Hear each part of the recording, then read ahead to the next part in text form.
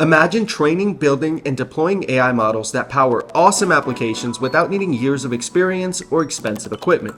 Sound impossible? Well, not anymore. This crash course is going to introduce you to doing it yourself using AWS SageMaker, Amazon's go-to platform for building, training, and deploying AI models, and an important skill for AI engineers. Guiding you through this journey is Patrik Szepesi, a senior machine learning engineer who has actually built AI solutions for Fortune 500 companies. In this Intro to AWS SageMaker course, he's going to teach you how to create your AWS environment, show you the magic of integrating HuggingFace models with SageMaker, dive into tokenization and encoding for NLP, and so much more. If you love this AWS SageMaker introduction from Patrik, then I highly recommend checking out his complete AWS SageMaker Bootcamp course, where he'll dive into advanced topics like the mathematics behind transformers, deploying production-grade solutions, and load testing your deployed models. You can check that out in the description down below, or click the link in the top right-hand corner. Okay, enough from me. If you're ready to ride this AI wave and take your first step into landing a career as an AI engineer, data scientist, or machine learning specialist, then this course is your perfect starting point. Okay, I lied. One more thing. If you enjoy this crash course, please help me show Patrik some love by dropping this video a like and leaving a comment with your questions or thoughts down below. Alright, for real this time, over to Patrik.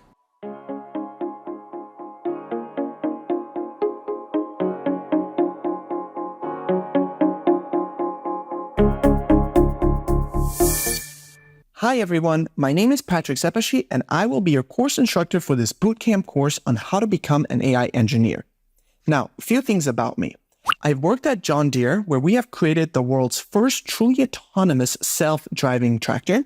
I've worked at Morgan Stanley, where we use machine learning models for financial modeling. And currently, I am a senior machine learning engineer at Artera, where we use machine learning to better the lives of patients in the healthcare industry. Now, what do these have in common, whether it's computer vision, financial modeling, or the healthcare industry? They all use machine learning and artificial intelligence. And in this course, I have gathered my years of experience and put it in a way that is easy to follow. And once you watch and understand this course, it's going to put you in the top 10% of AI engineers, and it's going to help you land your dream job. Now, in this course, we're going to be doing everything in a production-ready way. So we're going to be using AWS SageMaker, which is AWS's flagship product on building, tuning, and deploying machine learning models. That means we're not going to be doing Google Colabs for training or storing models. We're not going to be storing our data on Google Drive or your local computer. We're not going to be setting up Conda or Anaconda servers and all those dependencies on your local computer. No, we're going to be doing everything in the right way, which is the production way. And we're going to be leveraging AWS. Why AWS? Well, it's the most prominent cloud provider. It's by far the most used cloud. After that, it's Azure and GCP, but AWS has a market dominance. So we're going to start at the server setup with PyTorch and TensorFlow, and this is going to be on the cloud. We're going to follow security best practices with IAM roles. Now, if you don't know what that is, don't worry, because we're going to cover that from scratch. I'm going to teach you what SageMaker domains and environments are and how to set up a professional work environment in the cloud that is used in the industry. And now, one thing that I want to emphasize is pricing. A lot of people are afraid of the cloud because they do not understand the pricing, and so they go back to Google Colab. In this course, I will teach you how you can look up the pricing for every single service you use. And as a matter of fact, before using any service that will cost you any money, I will let you know beforehand so you can decide for yourself whether you want to follow or not. Now, once we have our basic understanding of AWS and the setup, we're going to get a gentle introduction to HuggingFace and how we can deploy HuggingFace models on AWS servers. So that will start by me telling you all the wide variety of HuggingFace models that you can deploy on SageMaker.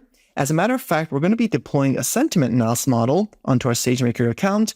And while we do that, I'm going to talk about AutoScaling and what that is for your SageMaker endpoints and why it's crucial in production. Now, once we have our gentle introduction to HuggingFace, we're going to get into our capstone project, which is multi-class text classification. And we're going to be building a news headline categorizer, which means our model is going to feed in headlines from news headlines, and our model is going to categorize them, whether they belong to entertainment, technology, science, health, and other categories that you want. I will provide the data set, and we're going to use AWS to not only store, but also to load these massive data sets. So you don't have to worry about your Google Drive. You don't have to worry about your local computer. Everything is going to be on the cloud. As a matter of fact, we're going to be doing everything all the way from exploratory data analysis to data visualization, which is going to be done in AWS SageMaker notebooks. After that, we're going to learn how to fine-tune a large language model with our own data in SageMaker. And the model that we're going to be fine-tuning is the Distil-BERT model. And as a matter of fact, we're going to understand how we can modify the architectures of these models with PyTorch. So that means we can add, and we will be adding, dropout, additional linear layers, additional softmax layers. So you'll understand how you can basically take a model from HuggingFace and how you can break it up and add things to it so that it fits to your custom needs. And once you understand how this is done, you can use any kind of custom data set you want for your own model, and you can, tune whatever you want. As a matter of fact, multi-class text classification is one of the hottest trending topics right now. So it's essential that you understand how you do it. And once you follow the course, you're going to be able to do it for whatever kind of data you have in the future. So not only limited to the data that I provide. Now, once we modify this architecture, we're going to choose the right GPU that we need for training. I'm going to introduce to you how you can choose GPUs, the pricing, and everything is going to be explained extremely clearly. And once we start off our training job, we're going to be monitoring it through AWS CloudWatch, which is a production-ready way of monitoring your machine learning logs in AWS. Now, after that, I'm going to put a lot of emphasis on model deployment and architecture design. Why? Because most courses just train the model and then they finish it over there. However, as I said, we're going to take you from zero to mastery, which means we're not going to be finishing at training the model. We have to go to the mastery part, which means we have to deploy it. And we're going to deploy the model as a real-time inference, which any front end like React, Angular, or Vue can ping. As a matter of fact, we're going to be deploying it over the internet, and we're going to be testing it with Postman. So as I said, we're going to deploy the freshly built model with the appropriate CPU server. I will introduce and tell you how you can choose these different kinds of servers and what the pricing is behind them. And one thing that I think is one of the best part of this course is load testing your model. Because in real life, a lot of courses don't talk about this. How many requests can your machine learning model handle before it gives up and before it just stops functioning? So that's why we're going to be using SageMaker to create thousands of requests. And we're going to monitor how model latency, CPU utilization, GPU utilization, response time, and all those kinds of things work. And we're going to get actual feedback from our model, and we're going to have a really nice result. We're going to see what kind of server we need to deploy the model on, whether we need 200 requests to be handled per minute, or if that's 1,000 requests that needs to be handled per minute. And as I mentioned before, we're going to be deploying this over the internet, and we're going to be using a secure way to do that with Amazon API Gateway and Lambda functions. If you don't know what those are, don't worry, because we're going to be discussing that. Now, there is an optional part in the course. However, I highly recommend you take it. It's going to be the mathematics behind these large language models. And we're not going to be doing any coding in this section of the course. It's just going to be plain math. And the reason why I highly recommend it is because it's so much easier to debug these models if you know what's happening under the hood. So in this optional section of the course, you'll understand the model architectures. You'll understand how tokenization works and the tokenization library. You're going to understand word embeddings in continuous vector spaces, positional encodings, and why we use sine and cosine functions for those, the query, key, and value matrices that are needed for the attention mechanisms, including the multi-head attention, and you will also be introduced to masked language modeling. So now, what are you waiting for? I am super excited, and I really hope that this video made you want to explore wanting to become an AI engineer even more. So if you have any questions, let me know on Discord, and I hope to see you in the course.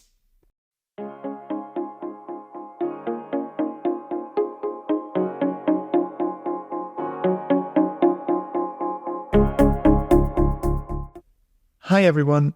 In this video, we're going to be setting up our AWS account. And I know that some people might be worried that they accidentally incur AWS charges, but you don't need to worry about that because I will be guiding you through this course, and I will let you know whenever we're using an AWS service that could incur charges, okay? I do want to warn you that when you sign up for an AWS account, if you don't have one already, it will ask you for your credit card details. It's super safe, so you can just give your credit card details. And the first time you set up your account, they might take $1 from your credit card, but you don't have to worry about that because they just do that to verify that it's a legit credit card. So once it's verified, they will actually revert that $1 back to you. So it's going to cost you zero money, okay? So I'm going to type in AWS over here. And I'm just going to click on this top link. And, it redirects you somewhere else. So I'm just going to click on this logo over here. So as you can see, if you just navigate to aws.amazon.com, you'll likely be on a screen similar to this.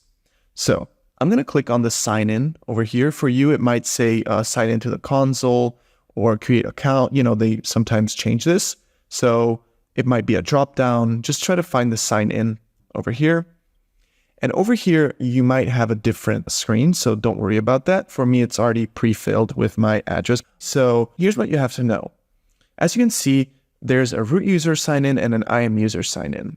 Now, if you don't have an account, then click on the create a new AWS account button over here, and it will guide you through the steps to set up your account. It might take 5-10 minutes to do that. Now, if you already have an account, then you're going to be presented with this screen. And the difference between root user and IAM user is the following. When you first create your AWS account, you're going to be the root user.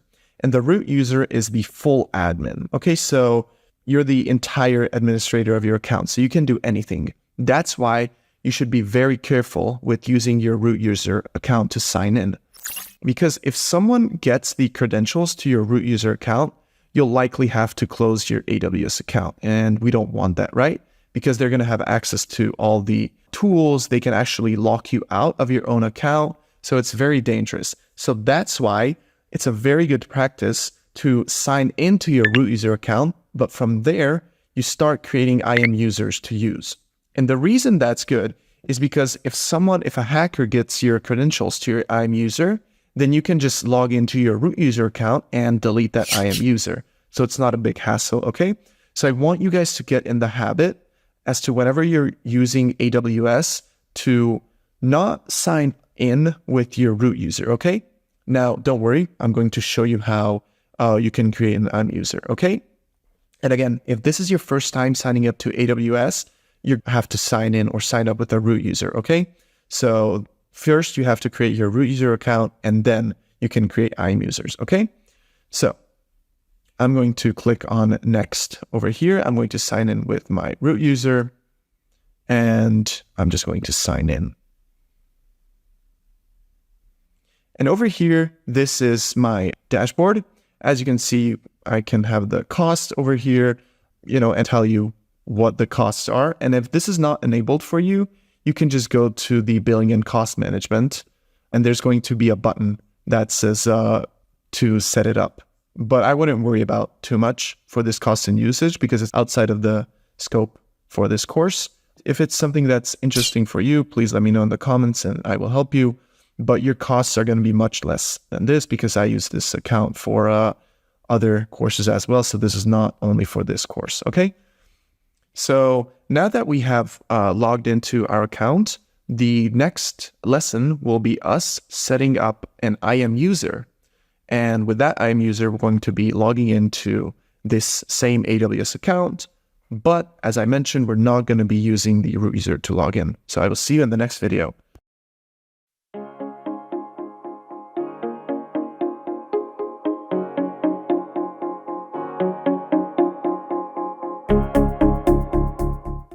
Welcome back, everyone. So as mentioned in the previous video, we're going to be setting up our IAM user. So go to IAM here. Well, for me, it's a recently visited service, so it might not be there for you. So I'm just going to type in IAM, and that means it's the Identity Access Management. And over here, you're not going to have this because you probably don't have users as I do. So just click on the users over here in the left side. As you can see, I have a bunch of users from previous courses that I've created, and I can just go to create user if I want to. Now, if you want to, in production, it's pretty wise and common to enable MFA, which is multi-factor authentication. You have some of these warnings that says, when was the last activity or the last password change. And, in production accounts, DevOps or the IT security team will probably set some kind of a rule that, you have to change your password every few months, MFA has to be enabled and things like that. Okay. So now let's create our user. I'm going to say that this is going to be the HuggingFace course 1 user. And feel free to name it whatever you want. This doesn't have to be a globally unique name. So, you can just use this name if you want to. Now, we're going to tick this box because this says that we give our IAM user access to the console. And the console is what you see right here, this user interface. Now, if we don't give access to the console, then we can only interact with AWS through the CLI, which is the command line interface. So, we would have to go into our terminal and do those kind of things, but we don't want to do that. So I'm going to provide access to the IAM. And over here, you can specify a user in Identity Center. If you just want to group users and, put them in specific groups and have a good overview of them, you can use this. But right now, I want to create the user with the IAM user and not the Identity Center. And as you can see, it even says that we recommend that you create the IAM users only if you need to enable programmatic access through access keys, service-specific credentials for AWS Code Commit or Amazon Keyspace, or backup credential for emergency account access. So whenever it's like a hobby project like this one, we would use this. Now, don't worry if you're like, Patrik, if this is the recommended way, why don't we do this? Well, if you go to any company and you start working there, IT will already have this set up. Okay, so you will, as a machine learning engineer, data scientist, data engineer, analyst, you will never have to do this kind of thing. Okay, so you don't have to worry about this. As I said, this is a lot easier to set up for our case, and in general, in any company you work for, this is not a bad practice.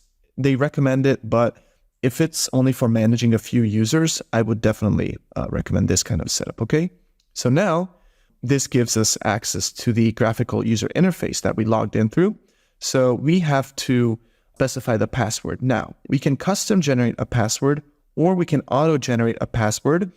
And once we have the auto-generated password, we'll be able to log into the account and then it will force us to create a new user. As you can see, by ticking this box, users must create a new password at next sign in. So we're going to tick this, which means we're going to get a password. However, after the first login, we're going to have to change it. Okay. So I'm going to go to next. And now, you can have the permission options. Sometimes you have user groups. And for example, at the company I work for, we have groups for machine learning engineers.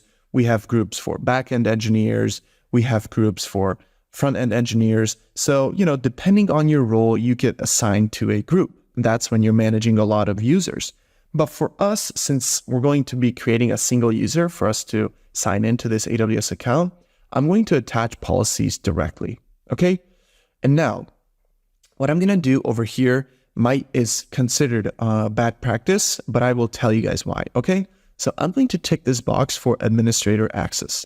And the reason this is bad practice is because whenever you're giving out IAM permissions, you want to stick to the principle of least privilege, which means that you basically only want to give the minimum amount of access to your user that allows them to do their daily work. So if they're a machine learning engineer, they don't need administrator access, right? Because why would you want to allow them to look at your Kubernetes cluster or your billing or have full access over your code pipeline, things like that. So in real life, when DevOps or your IT team sets up your user, they will meticulously and very carefully see what permissions you need. So they might come in and type over here, SageMaker, and they might be like, okay, what does he need? And we might have SageMaker Canvas, direct deploy access. You might have Amazon SageMaker cluster, instance role policy. You might have for example, for the Canvas, which is a service within SageMaker, to have full access.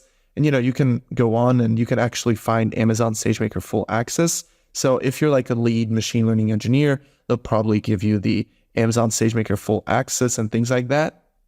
However, in this course, we're going to be using a lot of services. So we're going to be using SageMaker, S3, API Gateway, Lambda functions. So basically a lot of different services. So I don't want to, just go through and type in Lambda and AWS Lambda full access or AWS code deploy for Lambda. So I'm just going to take in administrator access. And the reason that, you take in the administrator access for us right now is because I don't want to deal with permission issues. Okay. So as I mentioned again, in production, you will never have to set this up yourself unless you're in DevOps or an IT security guy. And then you can even create your custom policies. So I just want you to understand that and be very careful when you give administrator access, especially, for example, if you hire another developer on your team, you don't want to give them an administrator access, okay? But since you're the only one using this account and it's your responsibility, it's okay in this case. So I'm going to create on next, and I'm going to create the user. And as you can see, here is the sign-in credentials, and you can download the CSV file. So I'm going to download the CSV file, and I will actually see you in the next video where we look at that CSV file. And actually, you can just press on the return to users list. As you can see, it created successfully, so you can exit out of the screen. As you can see, here is our new user, the HuggingFace Course 1 user. So I will see you in the next video where we elaborate a little more on this.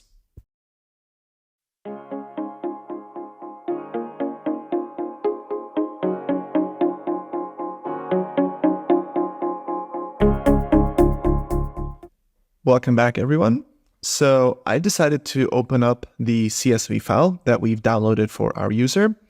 And actually, you're probably like, Patrik, why are you showing your password, your sign-in URL? Yeah, this is considered a breach. So I don't want any of you to, sign into my account and incur me charges. Not that I don't trust you guys, but this is a very bad thing. So never share this CSV with anyone, okay? This should only be between you and yourself. If you create a new user, then, obviously give it to them. So if you're onboarding a new developer onto your team, then obviously, you want to give them their credentials, but, these should be kept very securely. Okay.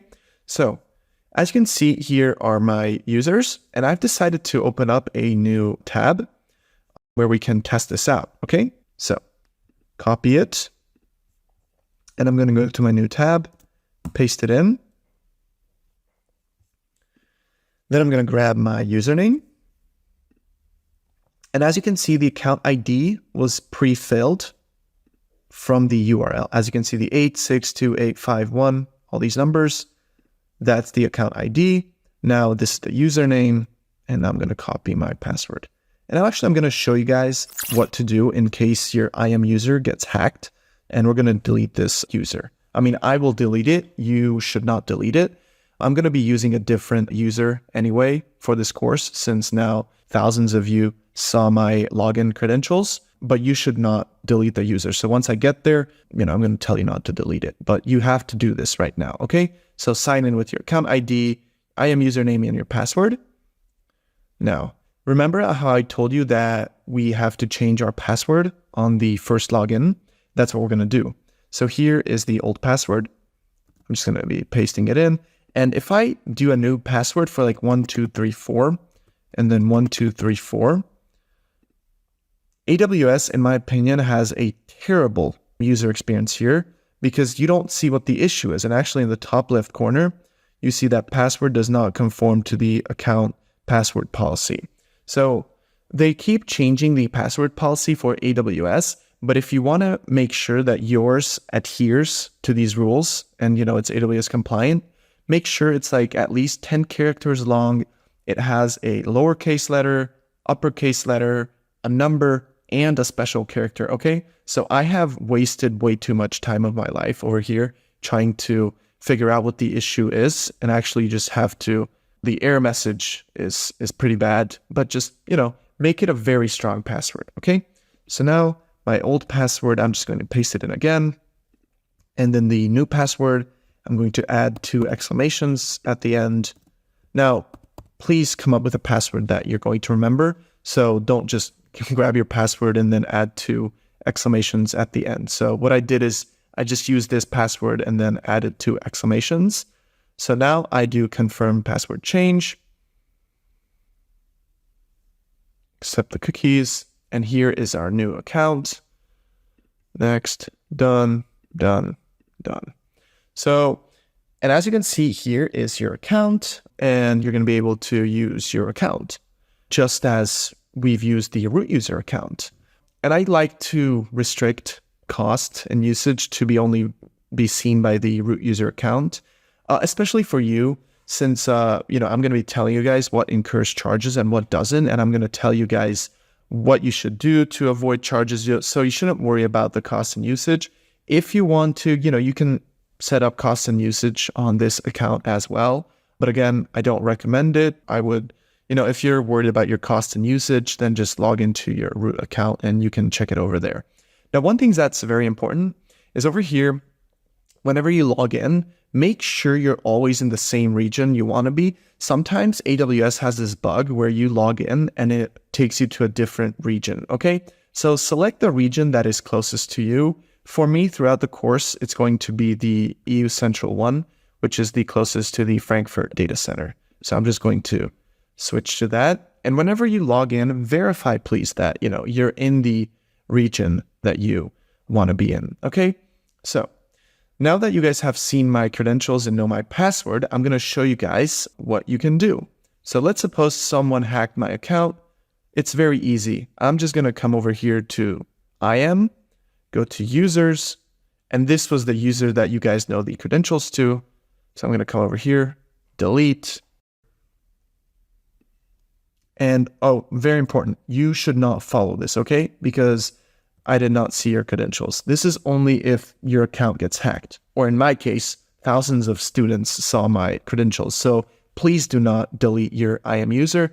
I'm just showing you guys, in case of a hack, or in my case where you guys see my login credentials, this is how you can delete the user.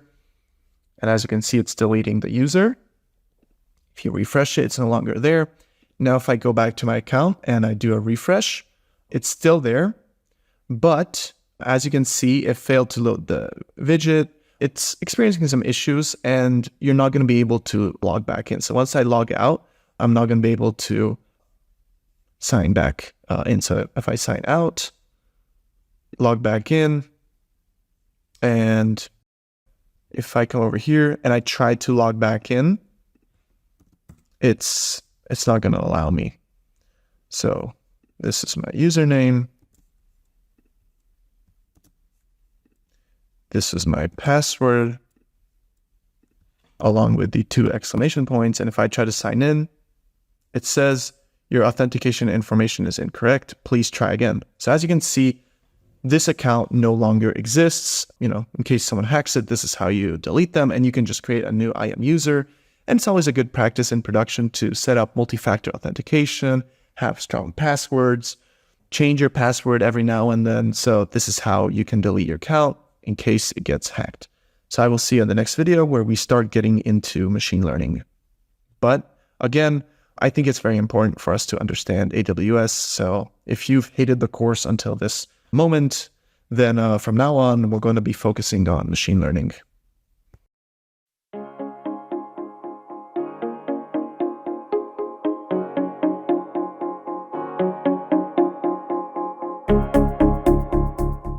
Welcome back, everyone. So now in this video, we're going to start getting ready with machine learning. So come over here and go to SageMaker. Amazon SageMaker is AWS's machine learning suite, basically. So they have everything over here from computer vision to NLP to reinforcement learning, but we're going to get into a lot of detail. Now, you're not going to see this screen because you most likely do not have a domain yet, okay? So come over here to the left side and go to domains. And first we have to create a domain. And as you can see, a domain is an environment for your team to access SageMaker resources. And it consists of authorized users. So this way, at our team where I work or where I've worked previously, there was either that the machine learning team had a domain, and within the domain there were users, or we each had our own domain. It's basically how the company wants to operate. So I'm going to show you guys how you can create a domain. Again, we're not setting up for organizations with a lot of users. So as you can see, this is the quick setup for our use case. Now, again, if you are working at a company, most likely DevOps will be taking care of this. So it's very rare that you're going to have to set up AWS for organizations. I've never seen that before. So for us, this quick setup is perfect. So I'm going to set up our domain. And this might take some time. As you can see, this is a one-time configuration and might take a few minutes. So I will be pausing the video and getting back to you once it's done. What's important is that make sure you're consistently in the correct region you are in, okay? And so if you've created the domain with your IAM user, which I'm hoping you have, then please always log in with your IAM user and continue using that. So only go back to your root user if you want to check costs and billing. But again, you don't have to worry about that. Now, we will be using some resources that are going to incur charges. But before we do, I am going to let you know, okay? So I will see you in the next video once our domain setup is complete.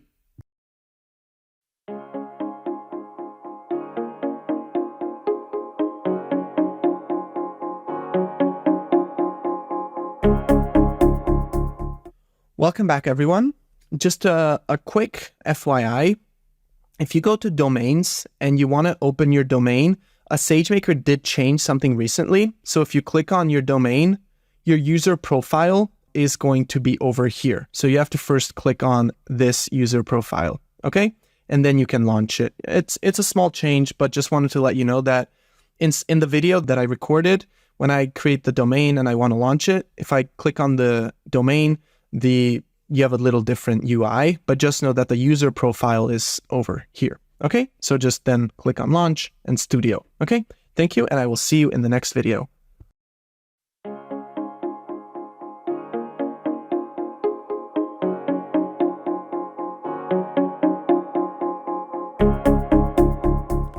Welcome back, everyone. In this video, we're going to talk a little bit about the setup, because some people, when creating their SageMaker domain, have experienced some minor inconveniences. So I just want to make sure that those who do experience these minor inconveniences are all on the same page as the rest of us. Now, keep in mind that what I'm about to show you might not be applicable for you, okay? You might be experiencing some troubles with the domain setup and the user profile. If you are, then please watch this video. If you're not, then you can skip this video. So as of 2025, first of all, there has been a big update. There's Amazon SageMaker AI, which we use to train our models, to deploy the endpoints and whatnot. And then there's also Amazon SageMaker Platform, which is basically in beta mode right now. So we're not going to discuss it in detail, because if it's in beta, it means a lot of things can change. But the Amazon SageMaker Platform is just a unified SageMaker Studio where you can do other things besides model training and deployment, such as other data analytics and data engineering things such as SQL, using AWS Athena and database queries. So it's just a unified platform. Now, however, if we go to Amazon SageMaker AI and we create a domain, the domains should have a default user. Now, if we go over here to domains and then we click on create domain, and it's going to spin. Now we opt for the quick setup because we don't need to set up for organizations. A DevOps team will do this at your company. For us, as our hobby project, we want you to use the quick setup. So we click on setup, and this is going to set up the SageMaker domain for us. Now, as you can see, please do not close this browser. We are configuring the resources to create this domain, and this is a one-time configuration. Now, if you go to user profiles, you're going to see you have no users. And that's because the domain is still pending and it's still being created. So if you go to domains over here, you'll see that if we refresh this, I have a fourth one that is in pending status. And we will continue the video once this is in service.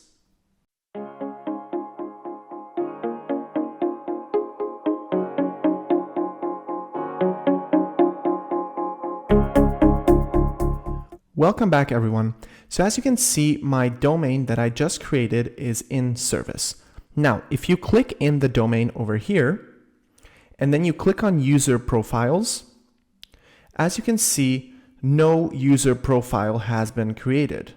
So that means we're going to have to add the user profile manually. Okay. For a lot of people, there is a default user that gets created, but not for everyone. And this is very random. And I've reached out to AWS support as to why some people experience it and why some people don't. But if you don't have a default user, then you can come over here and click on add user. You can give it a name. I'm fine with the default name. The execution role is good, what you have right now, what SageMaker recommends. We'll talk about IAM roles later and what permissions we need if we need additional permissions. So this is good right now. And keep in mind, your execution role is not going to be the same as mine. Okay, SageMaker is going to generate one for you. So don't worry if the numbers for yours are not the same as it is for me. We click on next. We click on the new SageMaker Studio. We're also going to be using Jupyter Lab because it's one of the new things in 2025. As you can see, Jupyter 3 notebooks will reach end of support. So that means we have to jump to Jupyter Lab 4 based notebooks if we want to. So that's another thing that's going to be changing. That's why it's asking about the Jupyter Lab configurations. However, if what I just showed you doesn't make sense right now, don't worry about it because we'll cover that in detail. And now you can just basically all the way click to next. Don't touch anything else in the setup. Over here, you can enable whatever application we want to use. We want Jupyter Lab, Code Editor, Canvas. Studio Classic is turned off, but we can turn it on if we want to, and that means it's going to create the environment for us if needed, but we're not going to need it. So we just come down here. These are also additional things that can be used, such as experiments, jobs, training jobs, model evaluations, and we want all of these checked. So you don't need to touch these default configurations. Click on next, and then scroll down and click on submit. And the security token included in the request is invalid. I don't know why it said that, but if we do go to domains and we go to our newly created domain, as you can see, we go to user profiles. Here I have the new user that I just created. Okay, so this is how you can manually add a user if it's not created for you by default when you create the SageMaker domain.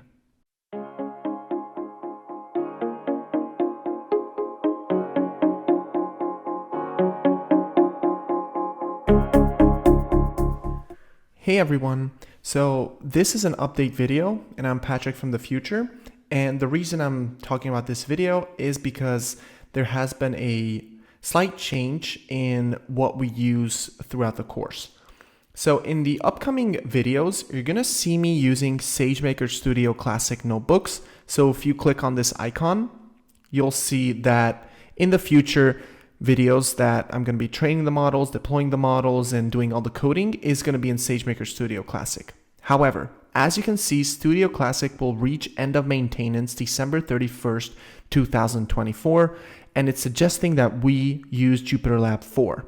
So in the course, what I want you to do is please switch to JupyterLab. Now, how do you do that? Well, over here in the top left, you see I have this icon, JupyterLab. Now, we have to create a JupyterLab space. So I click on it. I give it a name. I'm going to say SageMaker course. It's going to be a private space because we don't want to share this domain with anyone.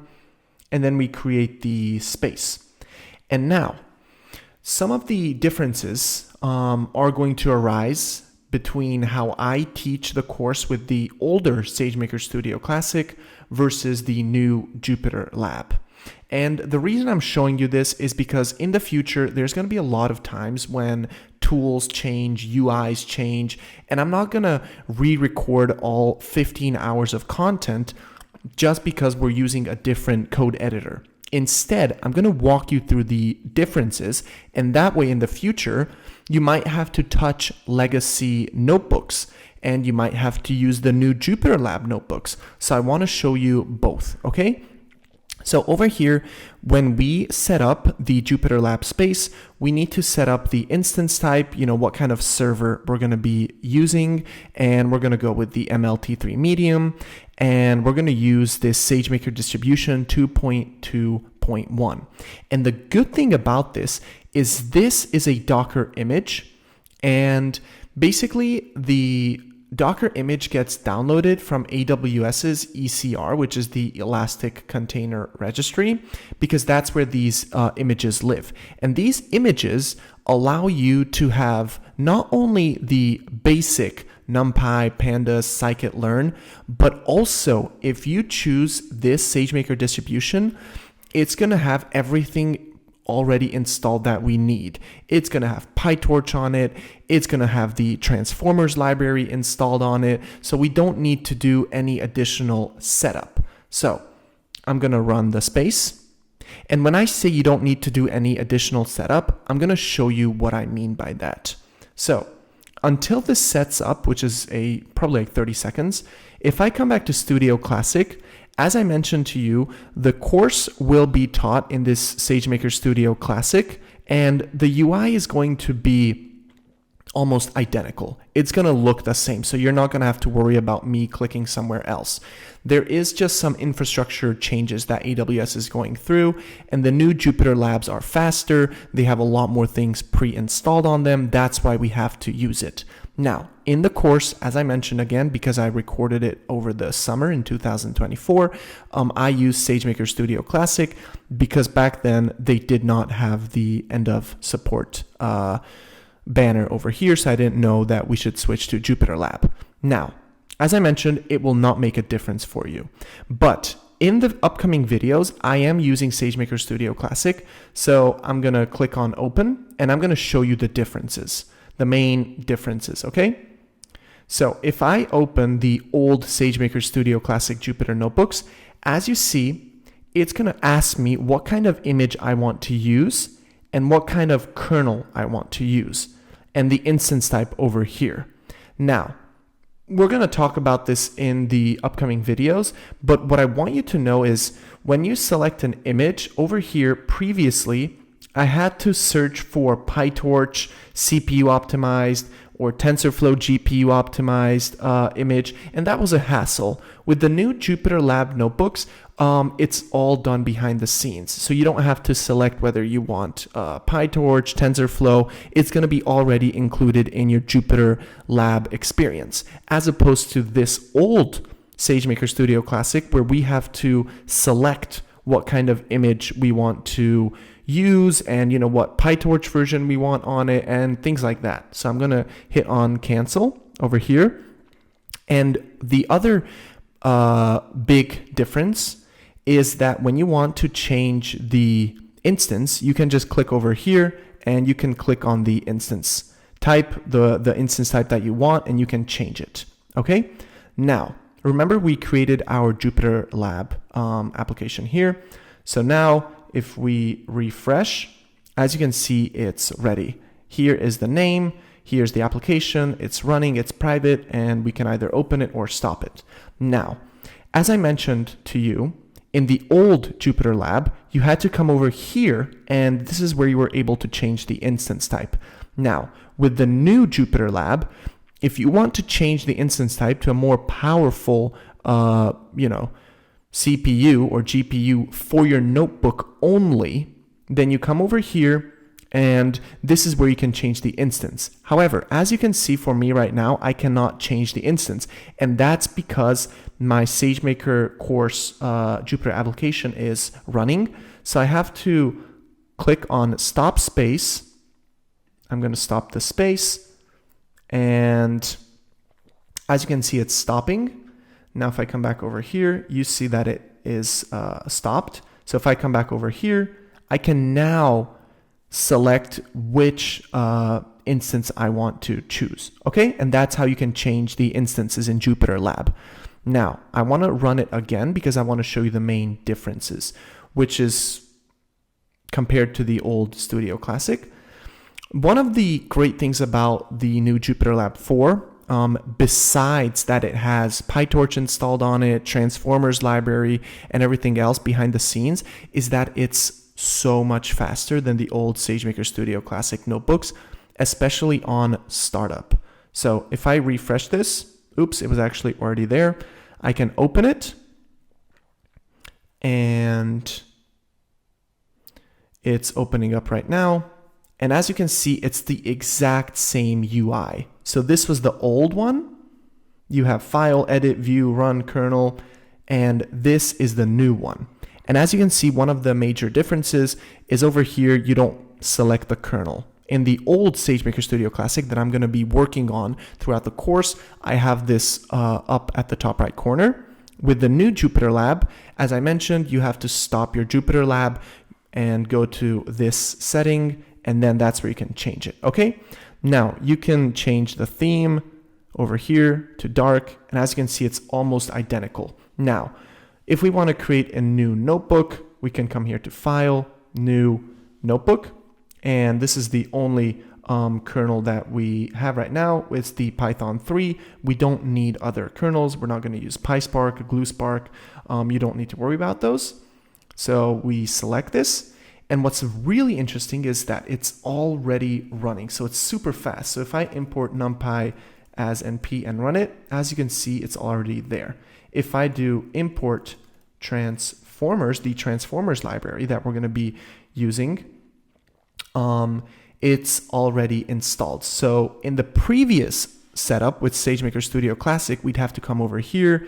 We have to select the data science image, which had the appropriate PyTorch setup, had the appropriate transformers library. So it was a big hassle compared to the new one, which is a lot different. Now, again, if you want to shut down your new Jupyter Lab for notebooks, you just come over here and you click on the kernels and you click on shut down all, and that will shut down all the kernels.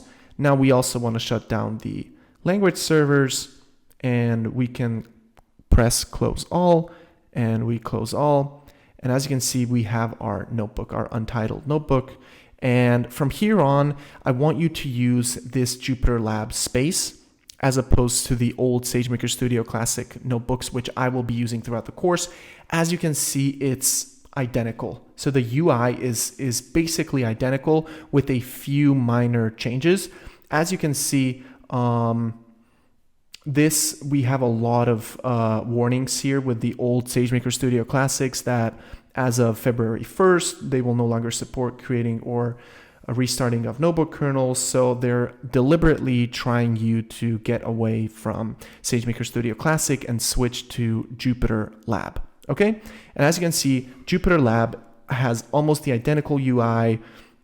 You have the same buttons, the same setup, so it's just something behind the scenes that it made it faster than the old SageMaker Studio Classic notebooks, and it also has a lot more things pre-installed on it, okay?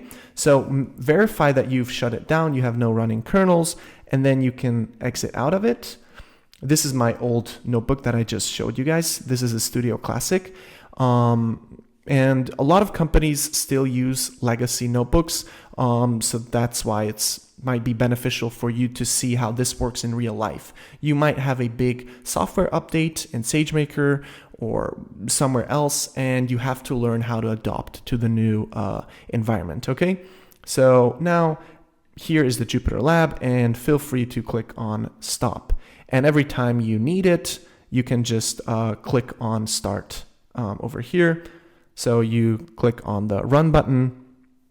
Actually, it's unable to complete the operation because it was still in the process of shutting down. So if I click on run, as you can see, it is starting, and it should start in like 10, 20, 30 seconds, depending on the current AWS infrastructure load. But if I refresh the page, it's still starting, and let's see how long it takes for it. And in the meantime, I don't even want to show you how slow this would be with the old SageMaker Studio Classic notebooks, because those take at least 5 minutes. Now with the Jupyter Lab, let's do a hard refresh. And as you can see, it's already in the running status. And once you're not using it, just click on stop, and then it's stopping it, and you can safely exit out of it. Okay? So thank you for watching, and I will see you in the next video.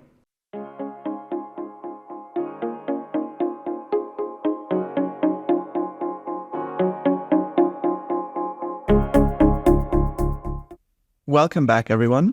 So if you go back to the domains over here, you see that I have 2 domains. For you, you should have 1. As you can see, this is the one I just created. It's May 19th, 2024. As you can see, it's in service. So if I click into it, I see I have a default user. You will always have a default user. Now, if you don't like this name or you have other members, so let's say there are 2 machine learning engineers on the team, then you would come over here and add a user. And, you could add the name to the user. You could be like, this is my user. And then you can attach a role to them. Now, this is very important. This role should not be confused with the IAM role that you have assigned in, okay? This is an execution role. It's invalid format, by the way. So, you could just be like Patrik role. This is probably fine. Yeah. So, I just had to give it an appropriate name. I'm not going to create a new user, by the way, but just for you to understand, this is an execution role, okay? And this should not be confused with an IAM role. IAM roles are for users to log in and interact with AWS as a whole, okay? So they can log into AWS services. The execution role of SageMaker, however, is different. It's basically telling SageMaker what he can and what he cannot do. So, for example, you might want to give your SageMaker access to S3 buckets, right? Because you have your training data in S3. However, you probably don't want to give your SageMaker access to, services that you don't use, like RDS or EC2 instances, So the execution role should not be confused with the IAM roles, okay? Execution roles is what you allow SageMaker to do. An IAM user is your entire user that interacts with AWS as a whole, okay? So I'm going to go back to domains, come over here, and this is perfectly fine. So I don't need a new user. I'm just going to be using the default user. Now, on launch, you can go to Canvas, TensorBoard, Profiler, Spaces, and a lot of these, the TensorBoard, is for just some visualizations, and, you can get more into TensorBoard. It interacts really well with if you go to TensorBoard, for example, it's the suite of visualization tools to understand, debug, and optimize TensorFlow programs. We're going to be using PyTorch, so we're not going to be using that. I wouldn't worry too much about Profiler. Canvas is basically like a little to no code way of working with machine learning models, and Spaces is just a way for you to collaborate with other machine learning engineers. So, it's useful, but 99% of the time you will be using Studio, okay, which is similar to a Google Colab environment where it's quite different though, because, integrates seamlessly with other AWS services. So you can use S3 buckets, you can use any service that you want, and you can choose what kind of compute you use. So unlike Google Colab, where you have like 6 hours of free GPU, over here, you can have unlimited GPU. However, you will have to pay for it. Now, before we log in, I told you that I will let you know when we incur charges. So feel free to open the Studio. It's not going to incur charges. So I'm going to press this. And once we log into our Studio account and we select the first accept all cookies, I'm going to skip the tour for now. And right now, this is not going to cost you any money to be over here. Okay? So as you can see here, we can have a Jupyter lab, a code editor. Code editor is basically like an entire IDE in the cloud. And the Studio Classic is like a notebook. Okay, so we're going to be using the notebook. RStudio works well with the programming language R. And Canvas, as I said, is a little to no code for people who are not into machine learning, but it's kind of limited, so I don't really like using it. Okay, so we're going to be using the Studio Classic. And over here, click on Run. And it's going to be starting our user. Okay? And this is going to take a little time. This is not going to cost you money to run it now. It's just setting it up, your environment. And especially on the first login, it's going to take a little more time, but you don't have to worry about that. In the next video, once this is ready, we're going to explore SageMaker. By the way, if you've used SageMaker before, this is a completely new UI. The UI has drastically changed.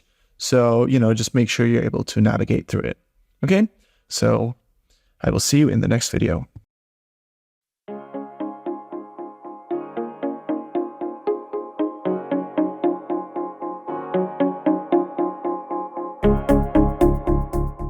Welcome back, everyone. So as you can see, the status is running and we can open it up. Okay. So now I'm going to come over here to open. And on the first load, again, everything is going to take a little more time, but hopefully not too long. So one thing that I do want to talk about is, it's actually ready. Cool. So here is our environment. So over here, I'm going to click on this file icon, the file browser, and this is our environment right now. You can click with the right mouse for a new notebook, or you can come over here, go to File, New Notebook. Okay? So over here, once we launch this is going to incur money. Okay? So don't press on the select unless, you're ready to incur minimal charges. But now we're not incurring any charges. The image over here is the Docker image that we want to use. Okay? So for this, I'm going to select the PyTorch one. So I'm going to select the PyTorch 2.00 Python 3.10. But before I do, so if you accidentally click away, as you can see, it's not incurring any charges because you have the no kernel. Okay? So we're going to be using an instant type of ml.t3 medium. Now, if I go over here to AWS pricing, not the calculator, just AWS pricing, and actually for SageMaker, this is a very easy way for you guys to understand what charges you might incur. Okay? So over here, you scroll down and you can go to, you're going to find your Jupyter Lab notebook instances. As you can see, they are in the same price, so it doesn't matter. I usually go on notebook instances because we're using notebooks. And over here, we want to select the ml.t3.medium. And if you look at it, that is actually the cheapest one. That is 0.058 per hour. So this is very cheap. But again, if you leave it on constantly and you forget to turn it off, it could incur charges, okay? So be very careful when you sign out for the day that you turn it off. And don't worry, I will show you how to turn it off, and I will also remind you, okay? And sometimes this MLT3.medium is not enough because it doesn't have enough memory or vCPU, which is virtual CPU. However, in a lot of cases, it's going to be enough for setting up our notebook. Now, whenever you start your training job, you have to come over here to the on-demand pricing for training. And over here, you see you have a plethora of options. So you have a lot of instances you can choose from. And what we're going to be using is, you have your standard instances, you have your compute optimized, and each one has its strength in, their own area. So if you look at the differences between standard instances are a good trade-off, or a good balance, I should say, between compute optimized and accelerated computing, okay? And what you want to do is you want to select the ideal instance for yourself whenever you're training. And we're going to be training, okay? And here, we're going to be using the accelerated compute whenever we train a machine learning model. If you see the P, that means it has a GPU, okay? So as you can see, some of these instances can get quite expensive, but we're going to be using this instance when we train our model. So that's going to be costing us $1.6 per hour. And then if you go down over here, you can look at the instances and what kind of NVIDIA GPUs they have, the memory, the network, the bandwidth. So, you can just come over here and look at your options. Sometimes you need to have very specific criteria as to what kind of instance you need for your model. Because, you might be like, okay, this would work, but it doesn't have enough virtual CPUs. So you might opt in for this instance, okay? But I'm getting ahead of myself because this is when we actually do the training, right? But before we even start the training, we have to set up everything. And when we set up things, we don't need a GPU. We need a CPU only. So we're going to be using this cheap instance, which is going to cost this much per hour. So I wanted to warn you, from now on, if you continue with this, it's going to incur charges, okay? And if you want to select the instance types, you can just, choose whatever instance type you want. And now for the image, this is the Docker image that SageMaker is going to pull from ECR, which is the Elastic Container Registry. And over here, it doesn't matter which image you choose. It doesn't have pricing. So the Data Science 2.0 is not going to be cheaper than the Data Science 3.0. For example, I use the Data Science 3.0 a lot in my work because it's a good, it has all the basically like Anaconda setup that you would have. It's such a hassle to do it on your own computer. So with this, you have access to pandas, NumPy, Matplotlib very easily. So, it's a good standard package. However, it doesn't have PyTorch. So I'm going to scroll down over here and find the PyTorch 2.0 Python 3.10 CPU optimized. And I'm going to select it. And now, for the kernel, we're using a Python kernel. There's no other option. And if you want to, you can create a script whenever you start up your instance. And in production, sometimes in my line of work, we have a script that automatically installs the packages for us. So we don't have to manually install the packages. But again, that's outside of the scope of this course. You will understand how it makes your job easier if you have a script. But for us, it's not going to be that bad. So for example, in this script, we could pip install the transformers library from HuggingFace. And then once we log into our SageMaker notebook, it would automatically have the transformers library installed. But we're just going to do it manually. So keep that in mind. That's how scripts can make your life easier. So now I'm going to select this. And this is going to start our notebook kernel. And as you can see over here in the bottom, it says kernel is starting right now. And we still have no kernel up in the top over here.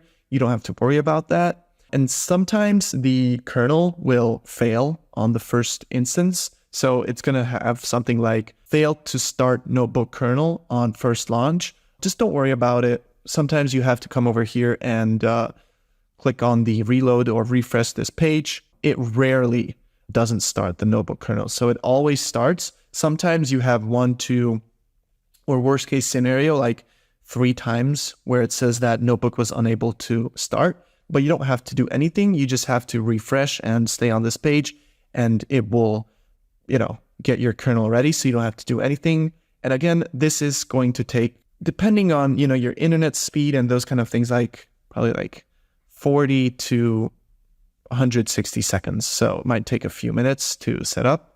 But, in the background, SageMaker is initializing the servers that you want to use. It's downloading the Docker image that we want to use at PyTorch. So that's why it's taking a few seconds. So I will see you in the next video.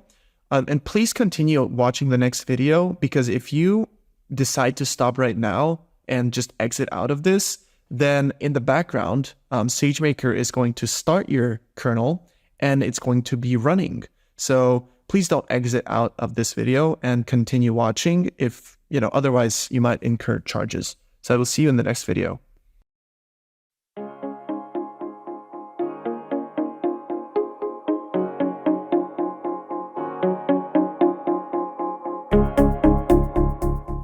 Welcome back, everyone. In this video, I want to give you a guideline as to how you can debug some very specific errors in the course that you might encounter.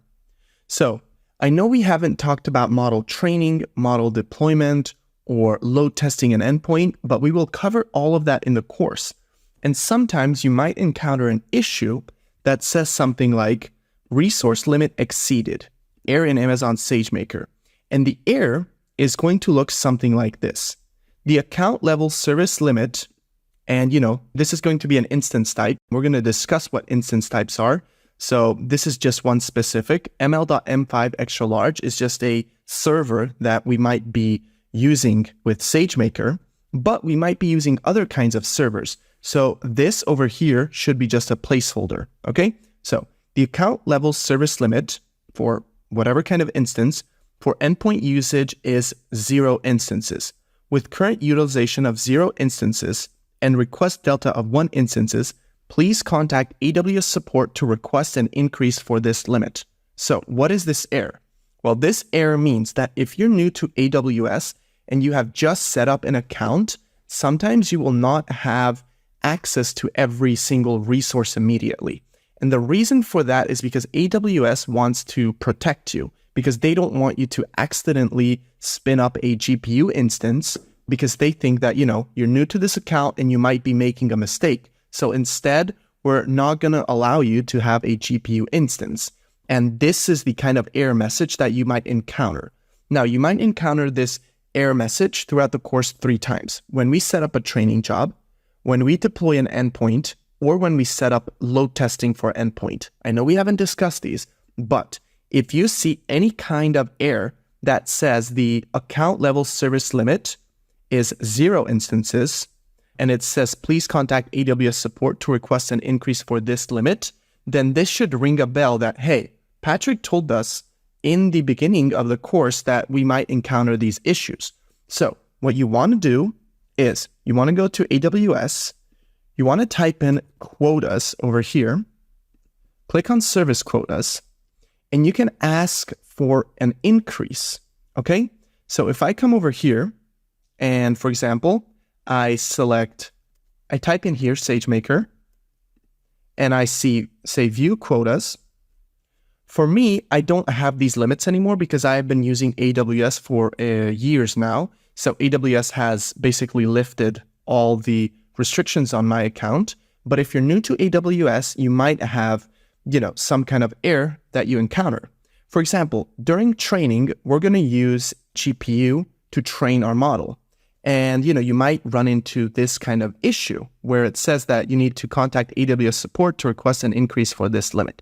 So you have to come over here and you have to type in SageMaker and total number of trial components. Actually, let's type in training. And over here, this is it. So when I set up training, you're going to see what kind of instance I use. And I'm going to be using an ML dot P2 instance for training. So you're going to have to type in whatever resource you have that it's a 0 instances. So in this case, this person had it for the ML-M5 extra large endpoint. So what you do is whatever instance or server we want to get the increase for, you copy that, or you type in whatever I typed in when I set up the training job. And then you do, as you can see, it's ML-M5 extra large. And then I do, for example, this person over here set it for endpoint usage. So then you would type in endpoint usage for endpoint usage. And as you can see, for me, the AWS default quote value is 0. So by default, AWS doesn't want you to have any access to ML-M5 extra large. But for me, I have 4. That means I could deploy 4 separate models on the ML-M5 extra large endpoint. Now, if you see that you have an applied account level quota of 0 over here, then you would come over here, request increase, and then you would just type in whatever you want. So, I would type in 5, or in your case, you would type in 1. But, for me, I have 4 already, so I'm going to type in 5 and press on request. And as you can see, it submits the quota increase for the ML-M5 extra large endpoint. Now, during training, we're going to use an ML.P2.extra-large for training job usage, okay? So we're going to be using it to train a model. We're going to be using the ML-P2 extra-large. And as you can see, by default, AWS says 0. It's not going to let, if you have a new account, it's going to say that you have 0 access to any of these instances, which means you're not allowed to have any access to any instances with this kind of server because they want to protect you because these instances cost money. But I'm going to discuss pricing throughout this course, so no need to worry. But as you can see, I've already applied an increase because I was, creating courses, doing my own project. So I have a quota value of 2, which means I can set up 2 simultaneous training jobs. If you have, for example, a 0 over here, and and you see this error, the account service level limit, and then insert whatever we're using, the ml.p2.extra-large for endpoint or for training job, you might see for training job, because remember, we're going to set up for training job. For training job usage is 0 instances. Then you have to come here. You have to type in ml.p2.extra-large for training job usage. You click on it, request increase, and then you type in here whatever you wanted to increase it to, okay? Again, you might encounter this kind of issue, this resource limit exceeded issue 3 times during the course, when we set up the training job, when we deploy our model, and when we do the load testing. So anytime you see some kind of error that says resource limit exceeded and something that looks like this, please come back to this video and follow the instructions on how you can increase the quota, okay? And by default, AWS is not trying to be a jerk by setting everything to 0 and not letting you have any access. They just want to protect you in case you accidentally set up something, okay? So now that you have this knowledge and you're equipped with this, when you encounter any issue related to resource limit exceeded, you know to come back to this video, follow the instructions here, and ask for a request increase, okay? So thank you for your attention, and I will see you in the next video.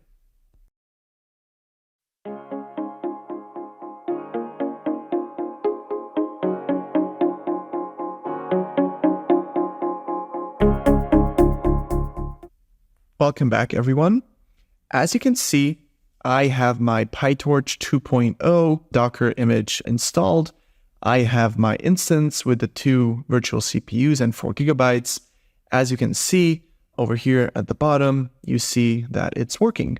So I'm going to rename this notebook to, feel free to rename it whatever you want, but leave the extension because that's how SageMaker is going to know that it's a IPyNB, which is the notebook that we're using, the Python notebooks for the class. And I'm just going to call it work.this. Okay. And I'm going to exit out of home. And right now, if you click on this button over here, you'll see that we have the running instance, the running apps, and the kernel sessions. So whenever you want to log off and shut your instances, this is what you have to do. You're going to have to delete the running app, okay? But I'm not going to do that just yet. I do want to talk about, before we start writing code, about what this is over here. Over here, what you see, this is called the EFS, which is the Elastic File System. And a lot of people tend to make or do a lot of mistakes here by, for example, if you're working with a computer vision project and you download a lot of images and they're like, I don't want to store it in S3, instead I want to store it here in the EFS. Well, it turns out that the EFS is a great way to store files, images, training data, but there is a cost. EFS is a very expensive storage. It's called the serverless file system. So it's the Amazon EFS is the Elastic File System. And as you can see, it has a price of $0.36 per month per gigabyte. Okay. And, you also have the throughput and data access if there's data moving in and out of it. And what you need to know is right now, this Python notebook is 13.7 kilobytes. So this is basically non-existent. So this is going to cost you like $0.000001 per month, okay? If you have your work notebook over here, because it has obviously storage requirements. It's not free, but it's, it's like close to zero. I would say it's probably like zero. But just keep that in mind when you use this. I'm going to be warning you guys and whenever we're using this that, hey, make sure you delete the training data or whatever you store in the EFS. It's a good practice to just have everything in S3 because S3 is so much more cheaper. You can't even compare it. EFS is actually one of the more expensive storages on AWS, so just be careful with that. Again, the pricing is very good with AWS. You just type in whatever service you want and they will give you the pricing. So once you go back over here, right now, I just wanted to let you guys know that this might incur $0.0001 per month. So this incurs a charge if you have this notebook, but again, it's virtually non-existent. So even if you have this notebook here until your lifetime, until you're like 90, it's probably going to be like, I don't know, like $3 in like, many years. So, but I did warn you guys that I will let you know when anything incurs charges. And again, if you come over here, the servers are running. The ML-T3.medium is running. So the ML.T3 medium is running right now on this price per hour. So just keep that in mind. Again, even if we use it for 10 hours, it's going to be $0.5, so less than $1. But it can incur charges very fast if you forget to switch them off when you're not using it, okay? So best thing to do, whenever you're finished with your code, and we're going to start coding in the next lesson, just click on this button over here to save your code. And once you saved it, you come to this middle one, the running apps, because the running apps will shut down the instances and the kernel sessions. If you just shut down the kernel sessions, that's not going to shut down the app. Or if you shut down the running instance, that's not going to shut down the app, okay? So I'm going to click on this, shut down all. As you can see, it shut down everything. I'm going to click on this button to save it. And now we are not incurring any charges for our server. This is still here, but if you refresh this, you should see that it has no kernel. So I'm going to wait until you see that. As you can see, it automatically prompts us. So cancel. Make sure you don't open up a new kernel. As you can see, no kernel. We have no running apps. Make sure you always shut this down. And this is going to be, just easy way for you to track your expenses. I can safely exit out of this. One thing, next time we log in, and you're going to be with me, so you're going to know, but every time you're going to have to, wait this few seconds for it to launch with your image and instance type. But, I don't think it's that bad. So now I can save this. And also, I just like to just make sure you click on the stop over here. And that's going to make sure that, if you accidentally left something open that you don't see, it stops it. But be careful. First, you have to shut off the instances, and then you have to stop this, okay? As you can see, the status is stopped. So now we can exit out of this again. And now anytime we want to write any code, we go into our user profile. We go into our domains, and then you go to your user profile and click on the studio. So I will see you in the next video where we actually start coding.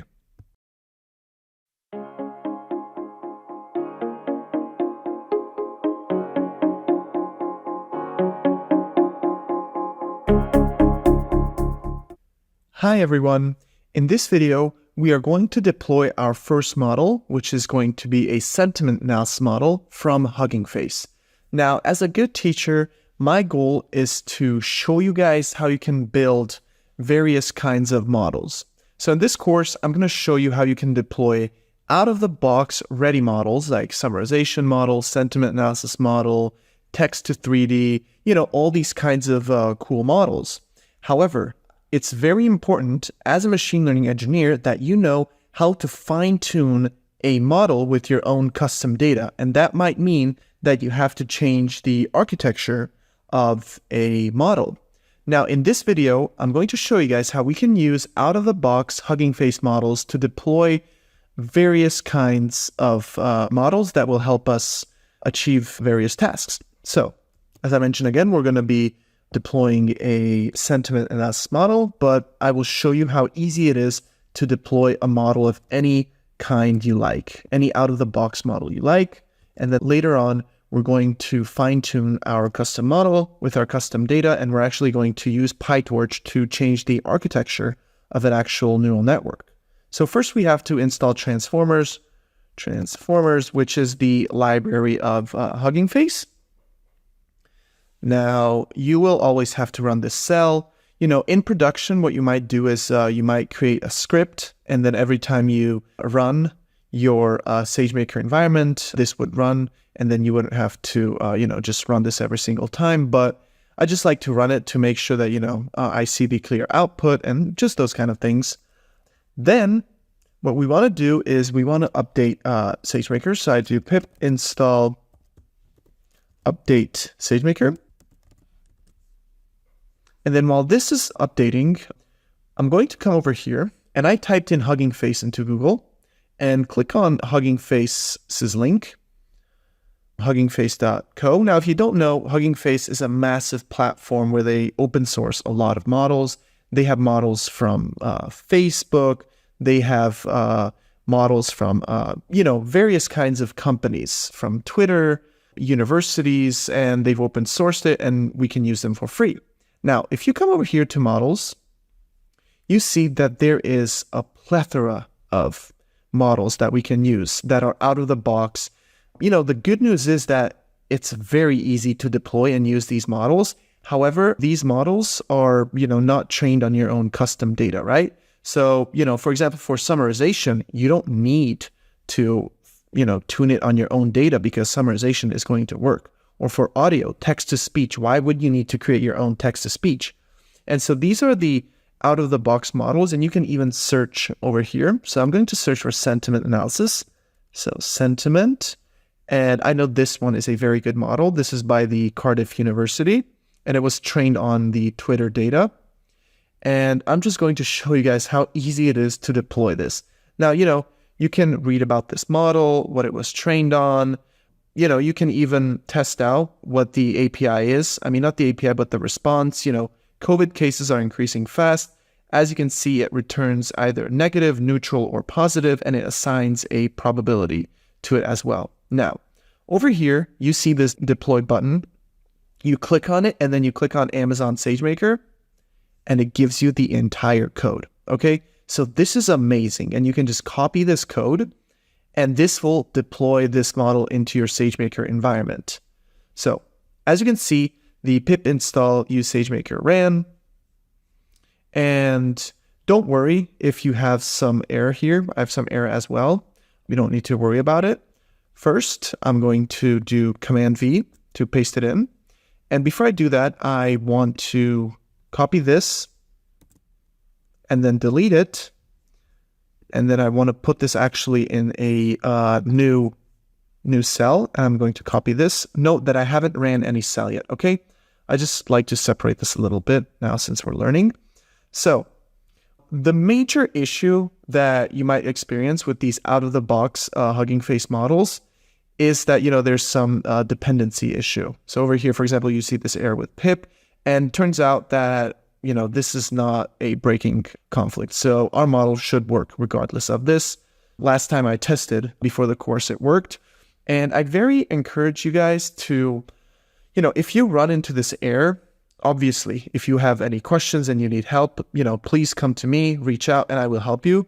But I'd really encourage you to try and debug this yourself, because in the future, the only way you're going to be a good senior machine learning engineer is if you can fix your mistakes and, you're able to see, okay, the error is that, we have this dependency issue, then I might not even have to run pip install SageMaker, or, you might have to install a specific version of transformers like this. So do some research, maybe even ask ChatGPT to help you look at Stack Overflow. Obviously, if you're really stuck, reach out, but I would highly encourage you to try to figure this out on your own. And it's not because I'm trying to be mean and, I'm not willing to help, but I'm trying to help you guys become better engineers. So over here, we just import SageMaker. This allows us to interact with the SageMaker service as well. Boto3 is the Python SDK. And then from SageMaker.HuggingFace, we import the HuggingFace model. And we actually needed to install transformers, okay, in order for us to have access to SageMaker.HuggingFace. Now, over here, we have in a try except block, what we copied the code, it gets the role of our SageMaker notebook, basically. Remember the execution role, what I told you in the previous video. Execution role is what kind of role our notebook has, what kind of permissions. Is it allowed to call S3? Is it allowed to call RDS, Kubernetes, those kind of things, okay? Now, we catch the errors, and the errors might be related to the IAM role, or, they might be related to the execution role. This is just the boilerplate code that I copied from over here. And I know it's not good to copy code, and we're not going to do it too much in this course, but, it's just so easy to deploy it. In the hub, you need to specify the model ID. Over here, we're using the Cardiff NLP model for sentiment analysis. The HuggingFace task is going to be text classification. And over here is where you create the HuggingFace model class, where you specify the transformers version, which is 4.37, the PyTorch version, and the PY version. This is the Python version, okay? So this is the 3.10, and then you just pass in the hub as the environment variable, and the role is going to be a role. Okay, so now let's run this. And you see the asterisk, that means this is currently running. Now you see a 4, and that's actually just shows the execution order. So this was number 2 because we previously ran a cell. I ran it, maybe for you it's 1. This is the third one. This is the 4th one, so it just shows the order, okay? Now, over here, this is how you deploy it inside of SageMaker. This is how many instances or how many EC2 servers you want to set it up, okay? So this is 1 right now. In production, you might set this to 3, 4, whatever. And you might also set up AutoScaling, which means that I'm going to show you guys what I mean by setting up AutoScaling. And over here, this is the instance type, which is an ml.m5 extra large. Now, this is going to cost you money if you deploy this. You can look at the pricing of it. It's not bad. If I do AWS pricing for SageMaker, and we can find this ml.m5 extra large, and I come over here, and if I go to real-time inference, here it is. So now I search for it. As you can see, it's 20, almost, so it's like 30 cents per hour, so it's not too bad. It has 4 virtual CPUs and 16 gigabytes of memory. So just wanted to let you know that if you run this cell, it's going to cost you that much. But again, we're not going to have this up and running for too long. So we're maybe going to run this for like a few minutes. So you're going to incur, less than 30 cents. So I ran it. And the way you can run this is you can either come here and select this to run it once you clicked inside, or you can press Shift, Enter, okay? So you first press Shift, and then you press enter. And now you see the asterisk, which means it's in the process of deployment. Now, I can come back over here, and I'm in SageMaker. So if you're not in SageMaker, type in SageMaker, come over here to inference, and come over here to endpoints. And over here, you see this is the endpoint that's being created. Now, you can name this something else if you want to. That's just another parameter that you can choose. As you can see, here's the creation time. The status is creating. And over here, you see this dash. This dash means it's starting to create the endpoint. And once you see an exclamation point at the end of the dash, that means it's deployed. And once it's deployed, you can actually view your endpoint over here. And see, I just wanted to show you guys how easy it is to use any kind of model. So you just go to HuggingFace, you go to models, and then you just select any kind of model. You have, computer vision models. You have natural language processing, audio. And, if I go to image to 3D, I haven't looked at this yet. So, it might be a little different for the setup.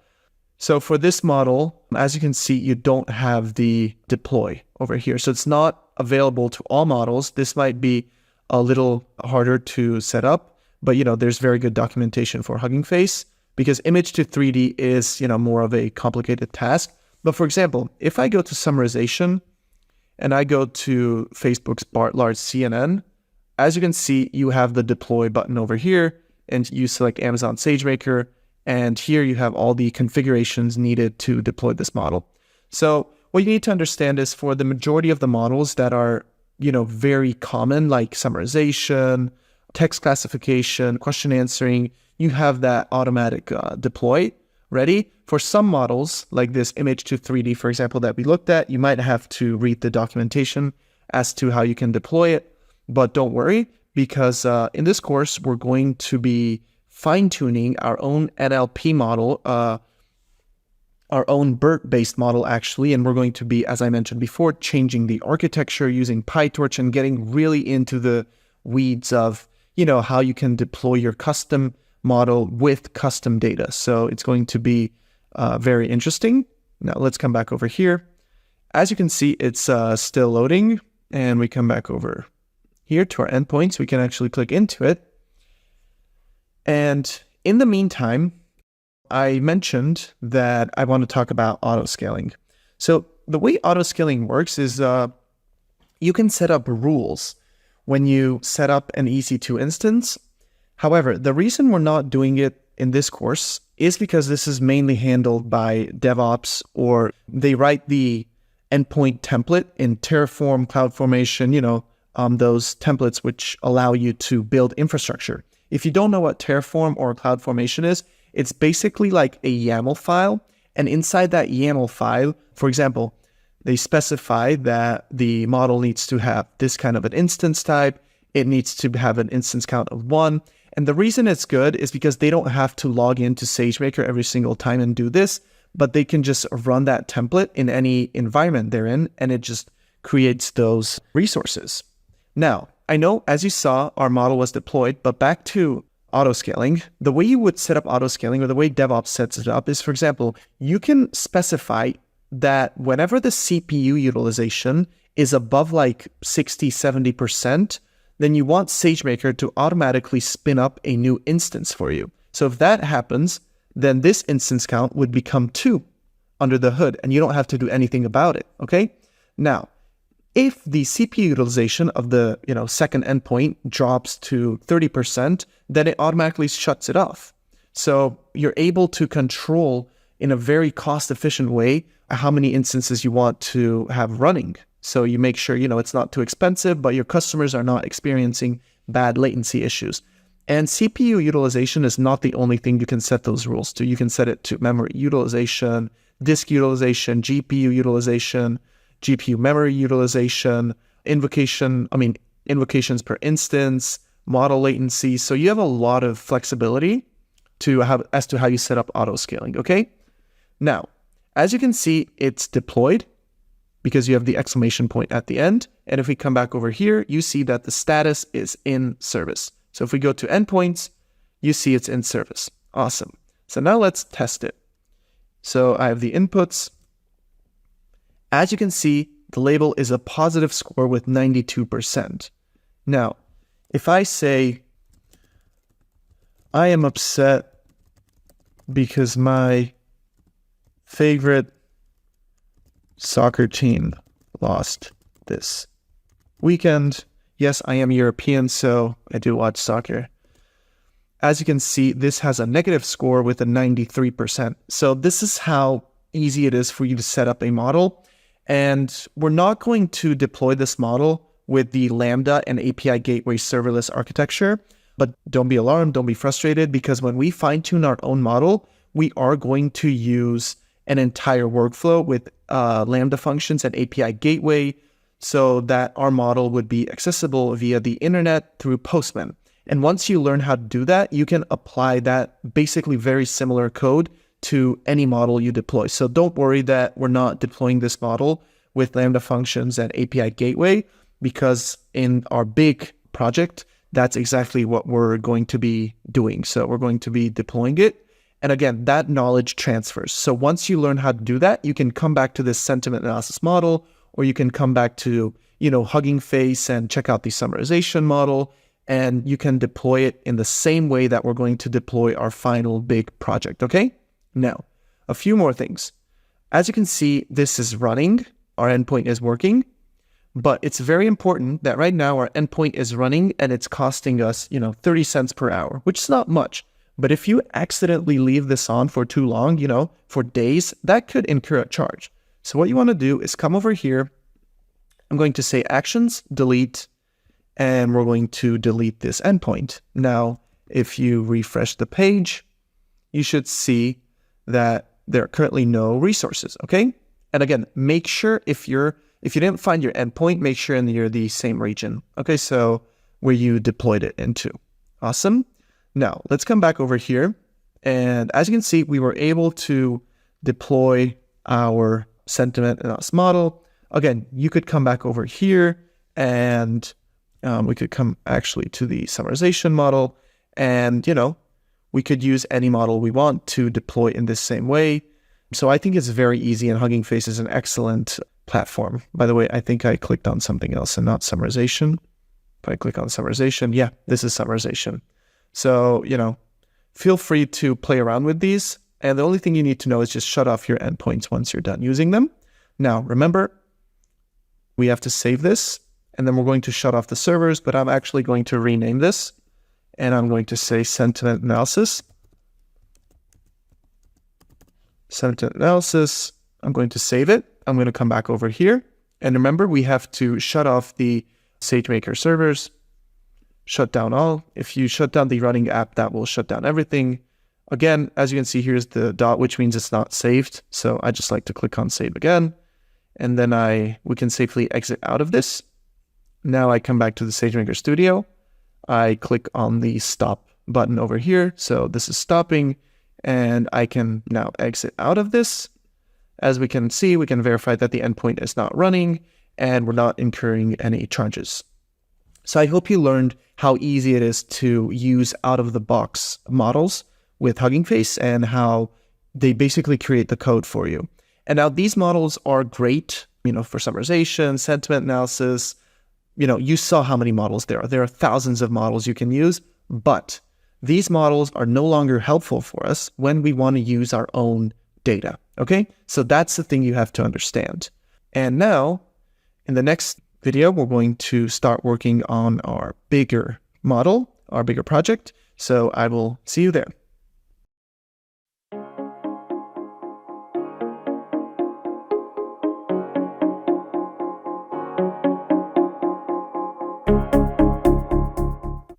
Welcome back, everyone. So as you can see, I am in my sentiment analysis notebook in SageMaker. It's not running. And if you come over here to the left side, you see I have no running servers. Okay, so we're going to be finishing up this sentiment analysis. We've finished it. So now it's time for us to start a new project. You can either right click over here and select new notebook, or you can come over here to file, new, and notebook. Okay, now for this notebook, we're going to select the image that has PyTorch installed on it, because that's how we're going to be interacting with the model that we're going to be tuning. and actually changing the architecture of. So find PyTorch 2.00 Python 3.10 CPU optimized. In the future, you might have newer versions of PyTorch and newer versions of Python. So, you don't have to worry about it. Just make sure it's compatible. So we can click select, and it's starting the notebook kernel. And while this is starting up, I want to talk about our project, which is going to be multi-class text classification. But before we start, let's look at our dataset. So I'm going to provide the link for the dataset, or you can type in UCI, which is the University of California, Irvine, news aggregator dataset, okay? And over here, you can click on this link. They're a great university. They have a bunch of open source datasets. So if you click on the news aggregator dataset, you see that they have this dataset. It's a news aggregator dataset. And what you basically have is a bunch of news with sources, with headlines, and most importantly, they have it labeled as to what that headline belongs to. Either it will belong to one of the four categories: entertainment, health, business, or science. And what's actually very amazing is that you can use the kind of approach that we're going to be using to create any multi-class text classification model for your own data in the future. Now, why don't you click on the download button over here? So as you can see, it started the download for me. Awesome. Now, back to why multi-class text classification is so important. So I just want to list a few reasons as to, what you can use multi-class text classification for. You can use it to create a spam detection, and that can classify emails as a message or a spam, promotion, updates. As you can see, it has downloaded it. Cool. So I want to show a picture before I continue on as to what I started. So this is going to be our model, okay? It reads a headline, and it's going to either classify a news headline as either related to, over here on the screen, you only see 3 categories, but actually we have entertainment, health, business, and science. But based on that, it's going to be able to classify what it belongs to. Now, back to what I was saying. So we can create these multi-class text classification models to detect something, as a spam, promotion, update, within emails. You can create sentiment analysis that can determine the sentiment of a piece of text, like a positive, negative, neutral. For example, how people react to Amazon reviews or IMDb reviews.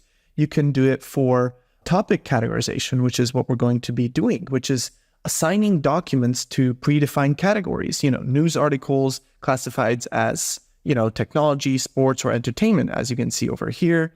We can do it for intent detection, which basically is understanding the intent behind a user query in chatbots or virtual assistants. So for example, does the user want to book a flight, check the weather, set an alarm? That's intent detection. You can do it for product categorization, which means you can assign products to appropriate categories on, for example, e-commerce sites.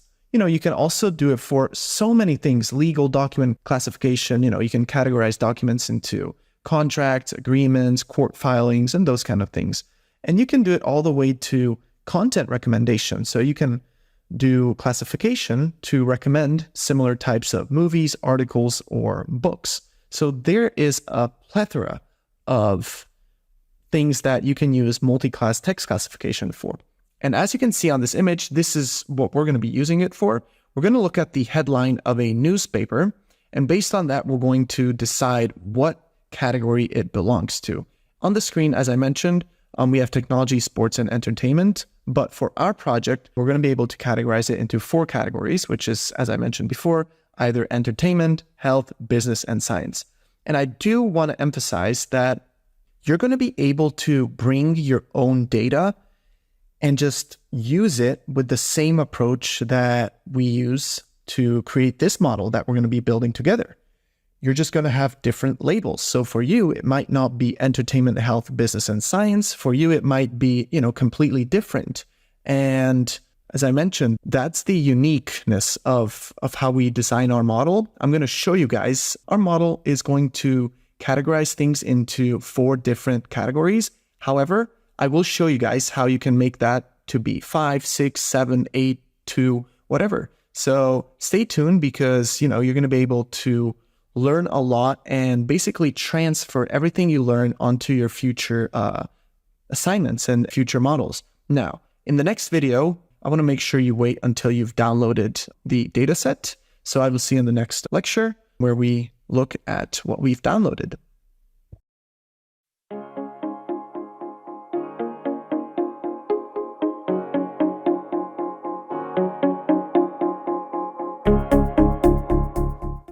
Welcome back, everyone. So I have downloaded the dataset and I've unzipped it. As you can see, it's this one, News Plus Aggregator. And if you click it, you see you have 3 files, a README, a 2-page sessions.csv, and the news corpa.csv. And if you look at the file size, this is the one that we're going to be using for training. It's over 100 megabytes. So it's quite large.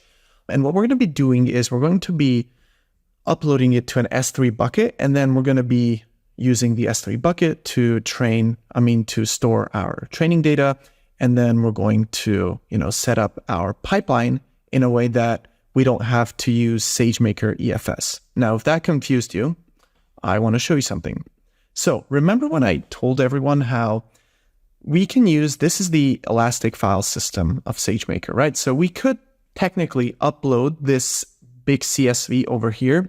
So we could come and press on this button over here, and that would upload files. And, we could just read in the CSV from the elastic file system. However, that is expensive.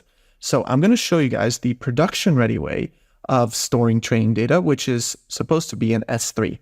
Now, in the meantime, as you can see, we started our notebook and we have the image and the kernel ready, as you can see. Now let's rename this, and I'm going to come over here and I'm going to rename it to Multiclass Text Classification. Now feel free to rename this to whatever you want it to be. I'm just going to call it this. I'm going to close the sentiment analysis one. And as you can see, if we open it up, we have the app running. Awesome. Now, if we go back to our console and we go to S3, we're going to need to upload the data to S3. As you can see, I have a bunch of buckets, which I don't expect you to have. So let's create a brand new bucket where we upload our training data. So I'm going to call this HuggingFace Multiclass Text Classification Bucket. Now, you're not going to be able to name your bucket this because bucket names are globally unique in AWS. So, you might have to name it something else. It really doesn't matter what you name it, okay? What's important is that you're in the same region. So, for example, I'm in Frankfurt and my SageMaker studio is also in Frankfurt. So make sure those are in the same region. That's just a best practice so that you have minimal latency. And now, as you saw, I just went through the entire thing. I didn't change anything. So you can just leave everything as is. So ACLs are disabled recommended. We block public access. We don't need bucket versioning. We don't need tags. Server-side encryption is okay. So I didn't change anything, and I'm just going to create bucket. Now this is going to take a few seconds. And over here is our newly created bucket. So I went into it, and now I'm just going to say create a folder. I'm just going to call it training data. And then I'm just going to create the folder. Now I'm going to click inside the folder. And in the next video, we're going to upload our CSV into this bucket. Don't forget, if you stop a video at any moment and, just close your instance, okay? So I will see you in the next video where we upload our data into our S3 bucket.